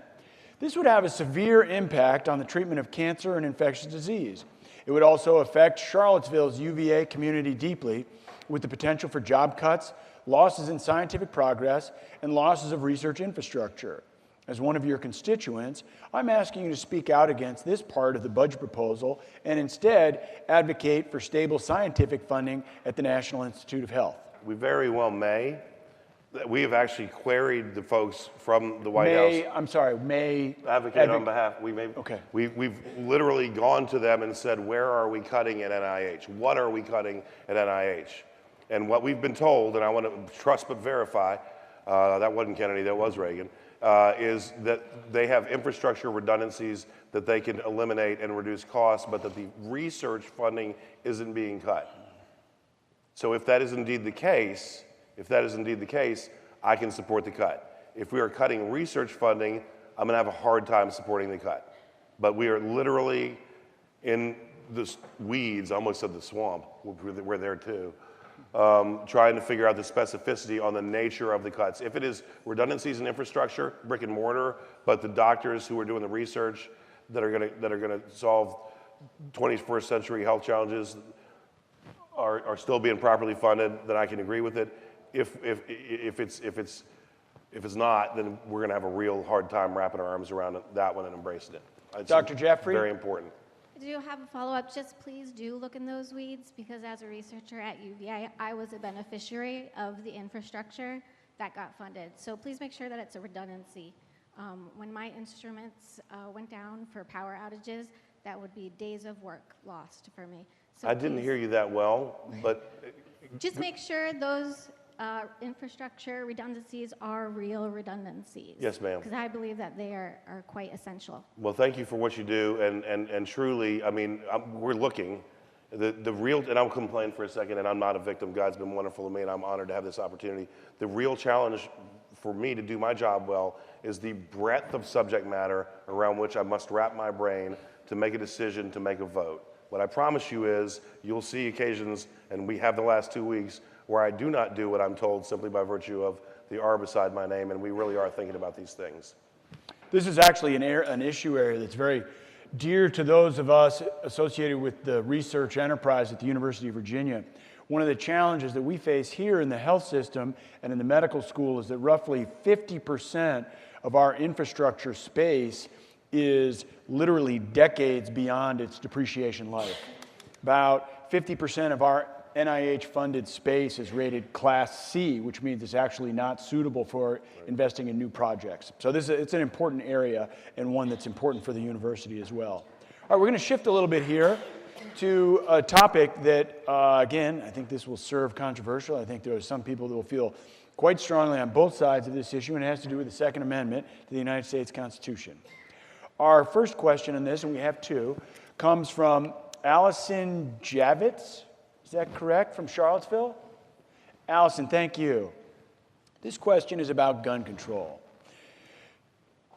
Congressman Garrett, with all of the challenges in the 5th District, and you have recognized there are many, why did you introduce a bill about voiding gun safety laws in the District of Columbia a few weeks ago? I would argue that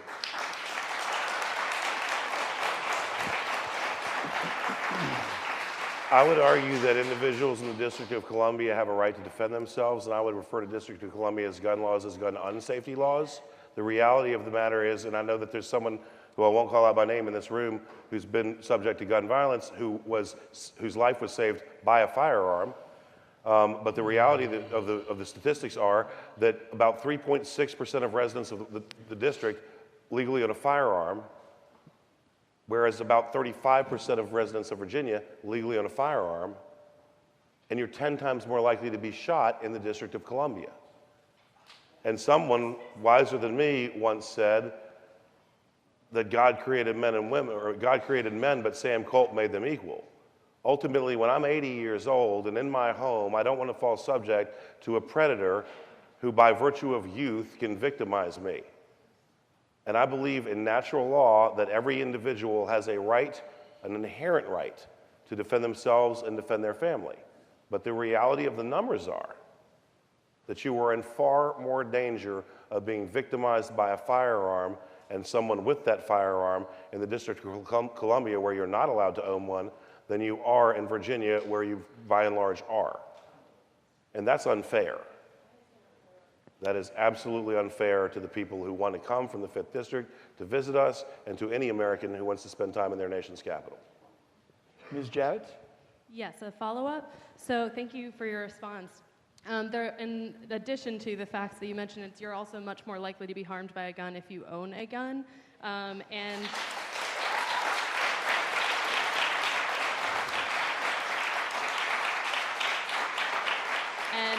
I'm curious how you can justify the law about the law against semi-automatic weapons and high-capacity magazines as self-defense.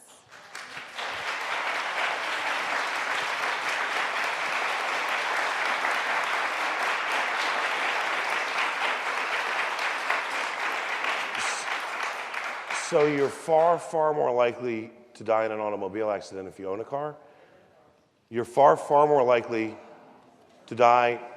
No, that's absolutely true. It ultimately is a question of individual liberty and trusting people and trusting people to make decisions for themselves.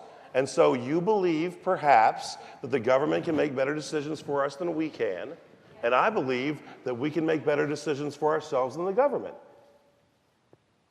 And that's the crux of it. And women's lives are saved, again, because someone with a firearm prevents them from being murdered. Okay.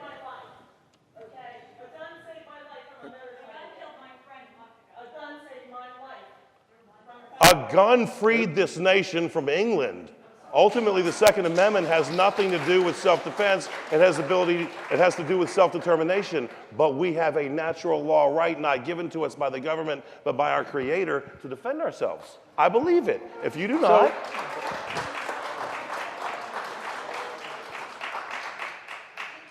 So one of the points of tension in constitutional law on the Second Amendment is whether the Second Amendment is protecting an individual versus a collective right. It seems pretty clear that you view that is interpreting it through the individual right. So with that as a given, can you talk a little bit about what, if any, types of restrictions on either types of weapons or distribution of weapons or individuals who might have access to weapons that you would be in support of? So you have a right to be free until you break a law and go to prison. You have a right to keep and bear arms until you reach a criteria where the state says you've lost that right. You have a right to vote. You have a right to so many things, but all of these rights are subject to revocation based on your ability to color within the lines established by society. And so over the years, and I'll tell you, if I can have about 30 seconds after this, please, because it's fascinating, scary stuff. The concept of the Constitution must be viewed in the light of the events of the time in which it was written, right? You have to, if you understand it. And so over the years, the courts have done a pretty good job of determining, I think, what are and are not the necessary implements by which the people might take back power from an oppressive government. We don't need nuclear-powered aircraft carriers to do that. But the really frightening thing, and I know I'm going completely off on a tangent, from a cybersecurity realm, is right now that nuclear-powered aircraft carrier that you're not allowed to own isn't as dangerous as the laptop computer on some extremist desk in their mom's basement in Provo, Utah. The world we live in now, that gun can ensure your safety in a room against perhaps one aggressor, but the weapons that the courts over the years have deemed not necessary for us to have in order to preserve our ability to overthrow that oppressive government have become so commonplace that we're in an era of insecurity that we've never contemplated before. So I'm just going to dig a little bit deeper here because, you know, for instance, in the firearms industry, one of the larger markets is on civilian versions of some militarized weapons, the AR-15s and a bunch of knockoffs of the M16 or the M4 carbine. What kind of principle, though, would you judge to make or draw the line between one of those and an aircraft carrier? Well, I don't have to, and I'm not. You can think I'm copping out. We live in a system wherein the courts have over the years judged laws to be constitutional or unconstitutional. Heller, right? We just took a step back in the direction of the individual right to own firearms, whereas we also had an NFA that said you can't own a machine gun without, you know, getting a tax stamp, et cetera. I don't have to. The courts have done it for us. That's the beauty of the system that we inherited from our founders, right? I can disagree with the line they've drawn, but it's not my job to be the arbiter of that. And candidly, I get really frightened when a president or a member of Congress says, this is wrong. And I'll tell you what, as a guy who supported President Trump, although I scratch my head frequently, you're allowed to laugh. We've had some court setbacks recently, right? But you don't hear me screaming about the fact that the courts are illegitimate. What we do know, however, is that sometimes the courts are wrong, right? Plessy versus Ferguson or Dred Scott. Golly, Ned. Anyway, so yeah, that's not my job. The other thing that we need to keep in mind here is the courts have also given a wide latitude to the states to determine what they deem is and isn't appropriate. That is true, but, excuse us, that is true. At the same time, Congress has and will likely pass laws that will either further restrain or expand the ability of individuals to purchase and own particular types of weapons. Consistent with the precedent of the court. And I heard your question, but the constitutional mandate is that D.C. is overseen by Congress. And so it is, therefore, partially within my purview to ensure that my citizens can safely visit their nation's capital. D.C. is not North Carolina. It's true. Read the Constitution. Okay, so it's a good thing that this isn't a law school, because then we would immediately be diving deep into the rabbit hole of constitutional law. So now we're going to return to spending and budgeting, but here this has to do with the Department of Homeland Security. This question comes from a Batten School student, Dakota Lipscomb. Dakota, thanks. Congressman Garrett, as a moderate Republican here at the Batten School, I'm concerned about our nation's fiscal health, as well as our national security system. Earlier this month, you supported legislation to investigate spending by the Department of Homeland Security. In your opinion, what policy reforms should we pursue to reduce Department of Homeland Security spending while not compromising national security? So I think it's actually a bill that we're carrying that allows the review of Homeland Security expenditures to ensure that there's not waste. And that goes back to your question, which is if you're going to spend a certain amount of money, but you're not going to spend more, you better make sure you're spending it the best you can. That's sort of a fraud, waste, and abuse thing. Now, there's a fine line between auditing so much that the auditing costs money and auditing enough to make sure that you're not wasting money. If I'm not answering this question, it's not because I'm not trying. Maybe. Yeah, so are there policy reforms rather than auditing? Are there things that we, essentially in the budgeting process, that we could change, but at the same time we wouldn't have to worry would have a straightforward negative impact on national security? Sure. Well, one thing that we could do is start passing budgets as they're supposed to be as a series of bills as opposed to as one big omnibus package. I'd like to say jokingly that the road to hell is paved with omnibus legislation. If the leadership team and the president hadn't foisted the AHCA on us the way they did, I'd probably voted for about 85% of it, but the other 15% stunk. So we need to, I think, start passing single subject bills so that we can understand what's in the bills. I've bragged often as a member of the Virginia Senate that I never voted for a bill that I hadn't read. I wish I could say the same in 3 months in the United States Congress. It is a physical impossibility. We need to narrow the focus of that upon which we legislate, and we need to, therefore ensuring that the end user knows exactly what they're getting, how it's done, et cetera. That'll save us money because a lot of the garbage, wow, I had to find that euphemism, that's hidden in expenditures is in these massive omnibus bills. And I'll tell you something else. I've been totally unrelated, but I think it comes back around. A pox on both our houses. The Republicans for 7 years took to task Nancy Pelosi for saying we have to pass the bill so we can find out what was in it, and then tried to shove the AHCA through in 40% less time. And so I will admit the hypocrisy of that. We shouldn't be having to pass anything so that we can find out what's in it. Dakota? All right.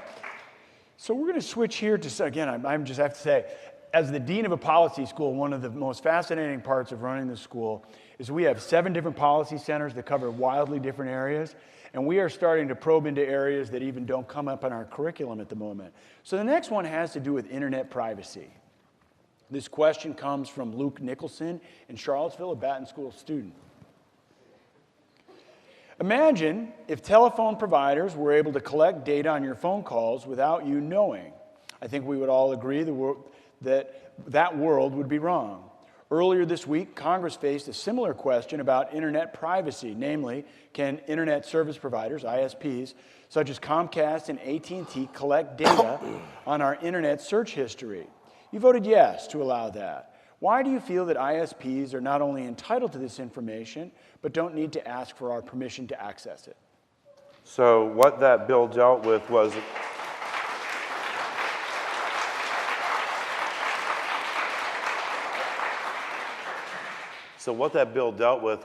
an administrative regulation that was promulgated, in December of 2016.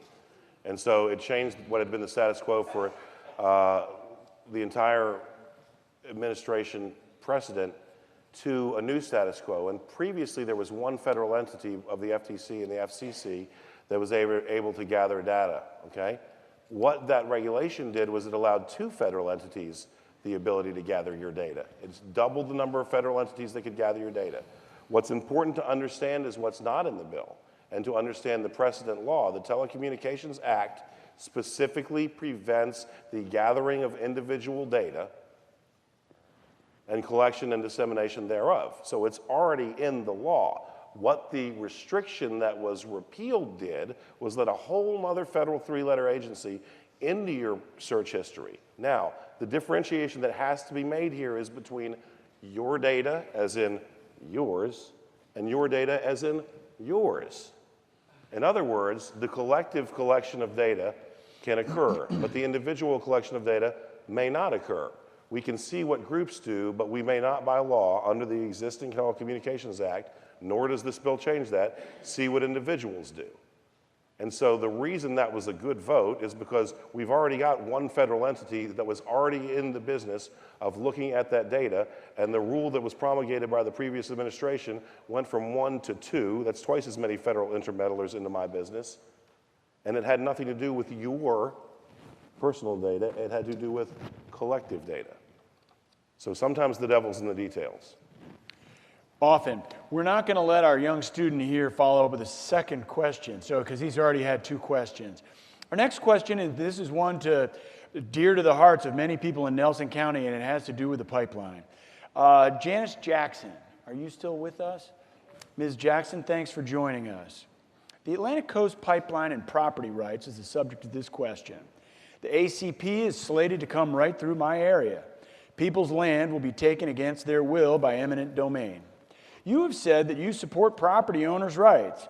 Given this, will you commit to oppose the president's agenda to expand fossil fuels and transportation systems thereof, like the ACP, which can only be built by violating property owners' rights? I'm going to be consistent. I support pipelines and infrastructure. I don't necessarily support this pipeline.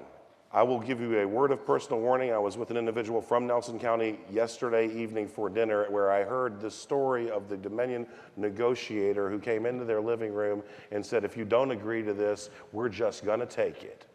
And let's see, let me make it clear how bad that is.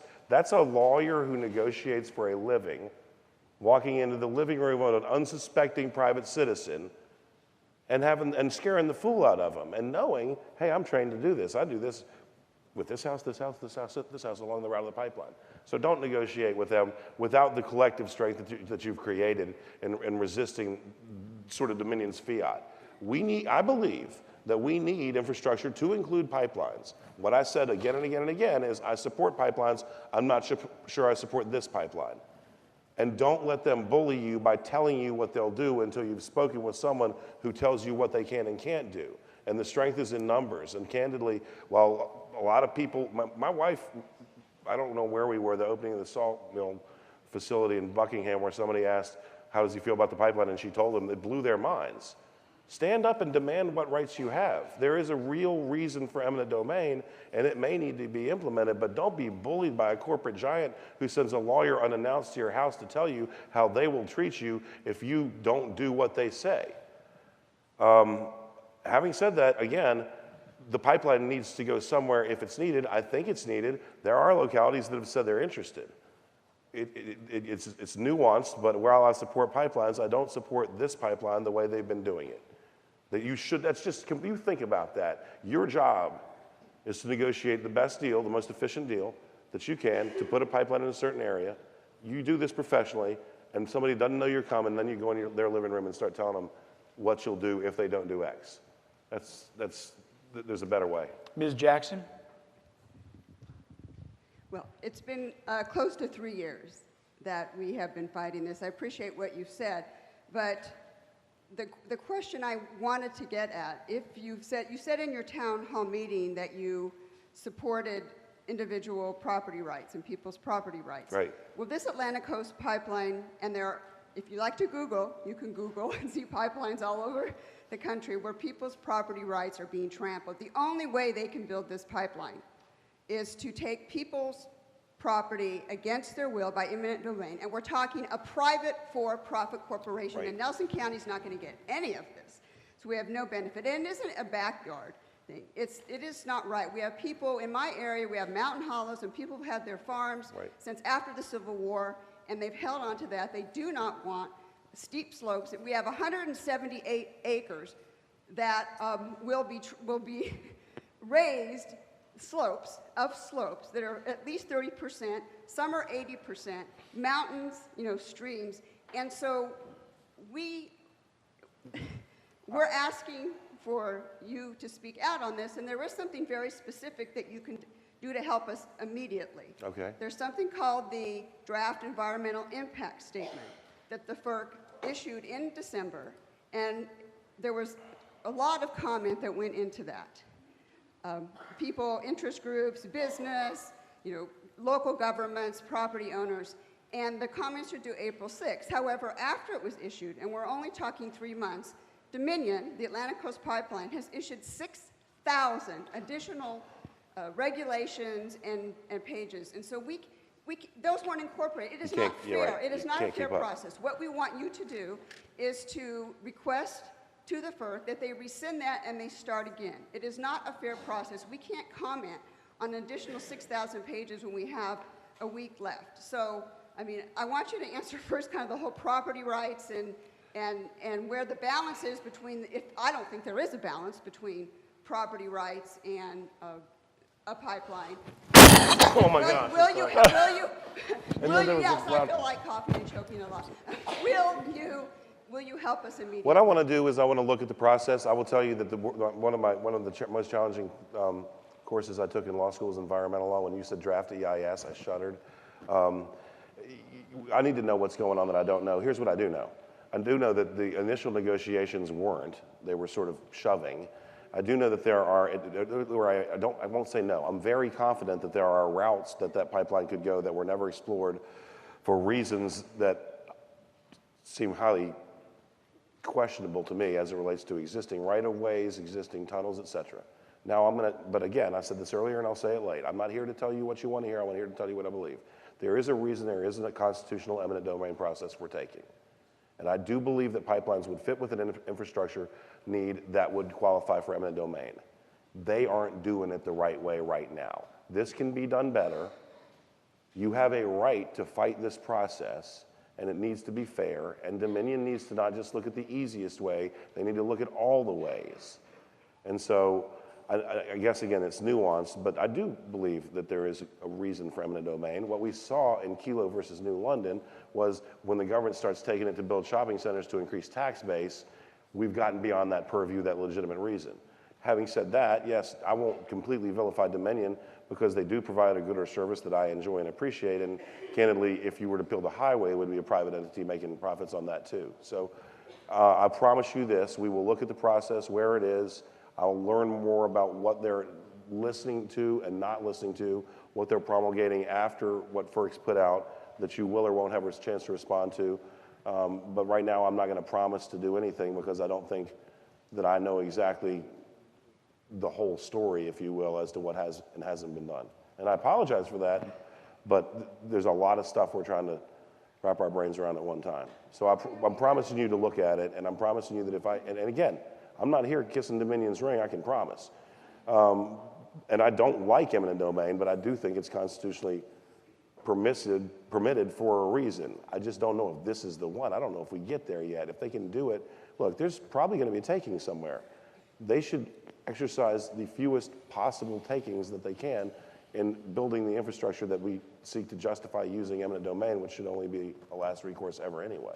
Well, they have not done that. I don't think they have either.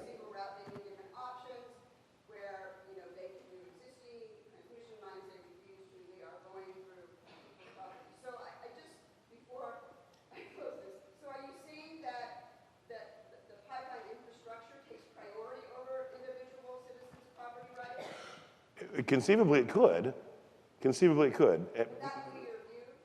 Well, yeah, sure. It goes back, again, to the Constitution, right? There's a reason there's eminent domain, and you can't build anything unless you live in a nation where the federal government owns everything without taking something that belongs to someone other than the federal government. The question is, does this fit the left and right parameters for what should be a legitimate taking? And I am saying that, yes, I think this could be a legitimate taking. I also think that because eminent domain should be exercised only as a last recourse, and I don't believe that Dominion has done their full due diligence, particularly as it relates to some routes across the mountains where there's access or at least right-of-way already available, by my understanding. They need to go do that before they start taking property, right? I don't like eminent domain. One of the things that I'm proudest of from my time in the Virginia Senate was a lady who had been subject, she and her husband, she doesn't want me to use her name, to a taking in the 1970s where they had to leave the house that they'd been in since they'd been married. And about 2015, she was about to be subject to another taking, and she was in her 90s and her husband was dead. And I said, not twice in one lifetime. And they were going to pay her a certain amount of money to take her home, the Commonwealth of Virginia was. And the amount of money that they were going to pay her was half the amount of money that they ended up paying her when they built a driveway from a back way in, right? So everybody won. Until you explore all the, she got to stay where she wanted to be, and we saved money as a Commonwealth instead of doing the entire taking by creating an alternate access to her home. I don't think we're there yet with Dominion. Having said that, I do believe that pipelines fit within infrastructure that would be appropriate for the application of eminent domain, but that eminent domain should only be a last resort. And I don't candidly believe that Dominion has explored all the options that they could. As it relates to the FERC and the draft EIS, I don't know what I don't know. I'm promising you I'll look at it.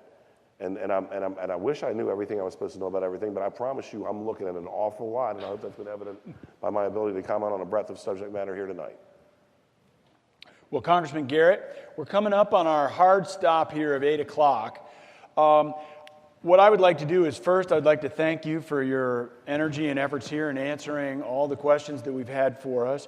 And second of all, I do hope that we'll be able to hold you to your commitment to another event like this, and we'll continue to scale up. I think that from my perspective as moderator and host, I'm very happy to say that this has been an outstanding exchange of views. Clearly, not everyone has agreed with everyone in the room, and nor has everyone agreed with you, but I think there are some areas of common ground, and so I look forward to future opportunities to pursue some of those. So, anything like you'd like to say in closing? I'd love to. First of all, thanks again for the amazing opportunity. Thanks again, whether you think I'm a wonderful congressman or the worst congressman ever, for caring enough to be here, because this is what drives the greatest nation on earth. And I will tell you that I'm delighted with the outcome, and I would say, I mean, I don't want to, I'll hang the sword of Damocles over my own head. After summer's over, maybe in the fall, let's try to get a venue about twice this big, I'm still not ready to sign up for 10,000, but let's try to get a venue and use a format that is well constructed and as professionally executed as you all have. And if you know any of the folks who were in here earlier, tell them, and I mean this sincerely, thanks to them for caring enough to come out and be here. And we really want to have an honest discourse wherein they might walk away thinking, geez, Tom's horrible, but at least I listened, and at least I gave you what you're entitled to, which is, why is he doing what he's doing? And right, and that stinks that they had to do something that led them to be let outside. I mean, I'd love for them to have heard me in person, but they made a decision. Well, thank you very much, Congressman Garrett. We appreciate your attendance. Awesome. Thank you.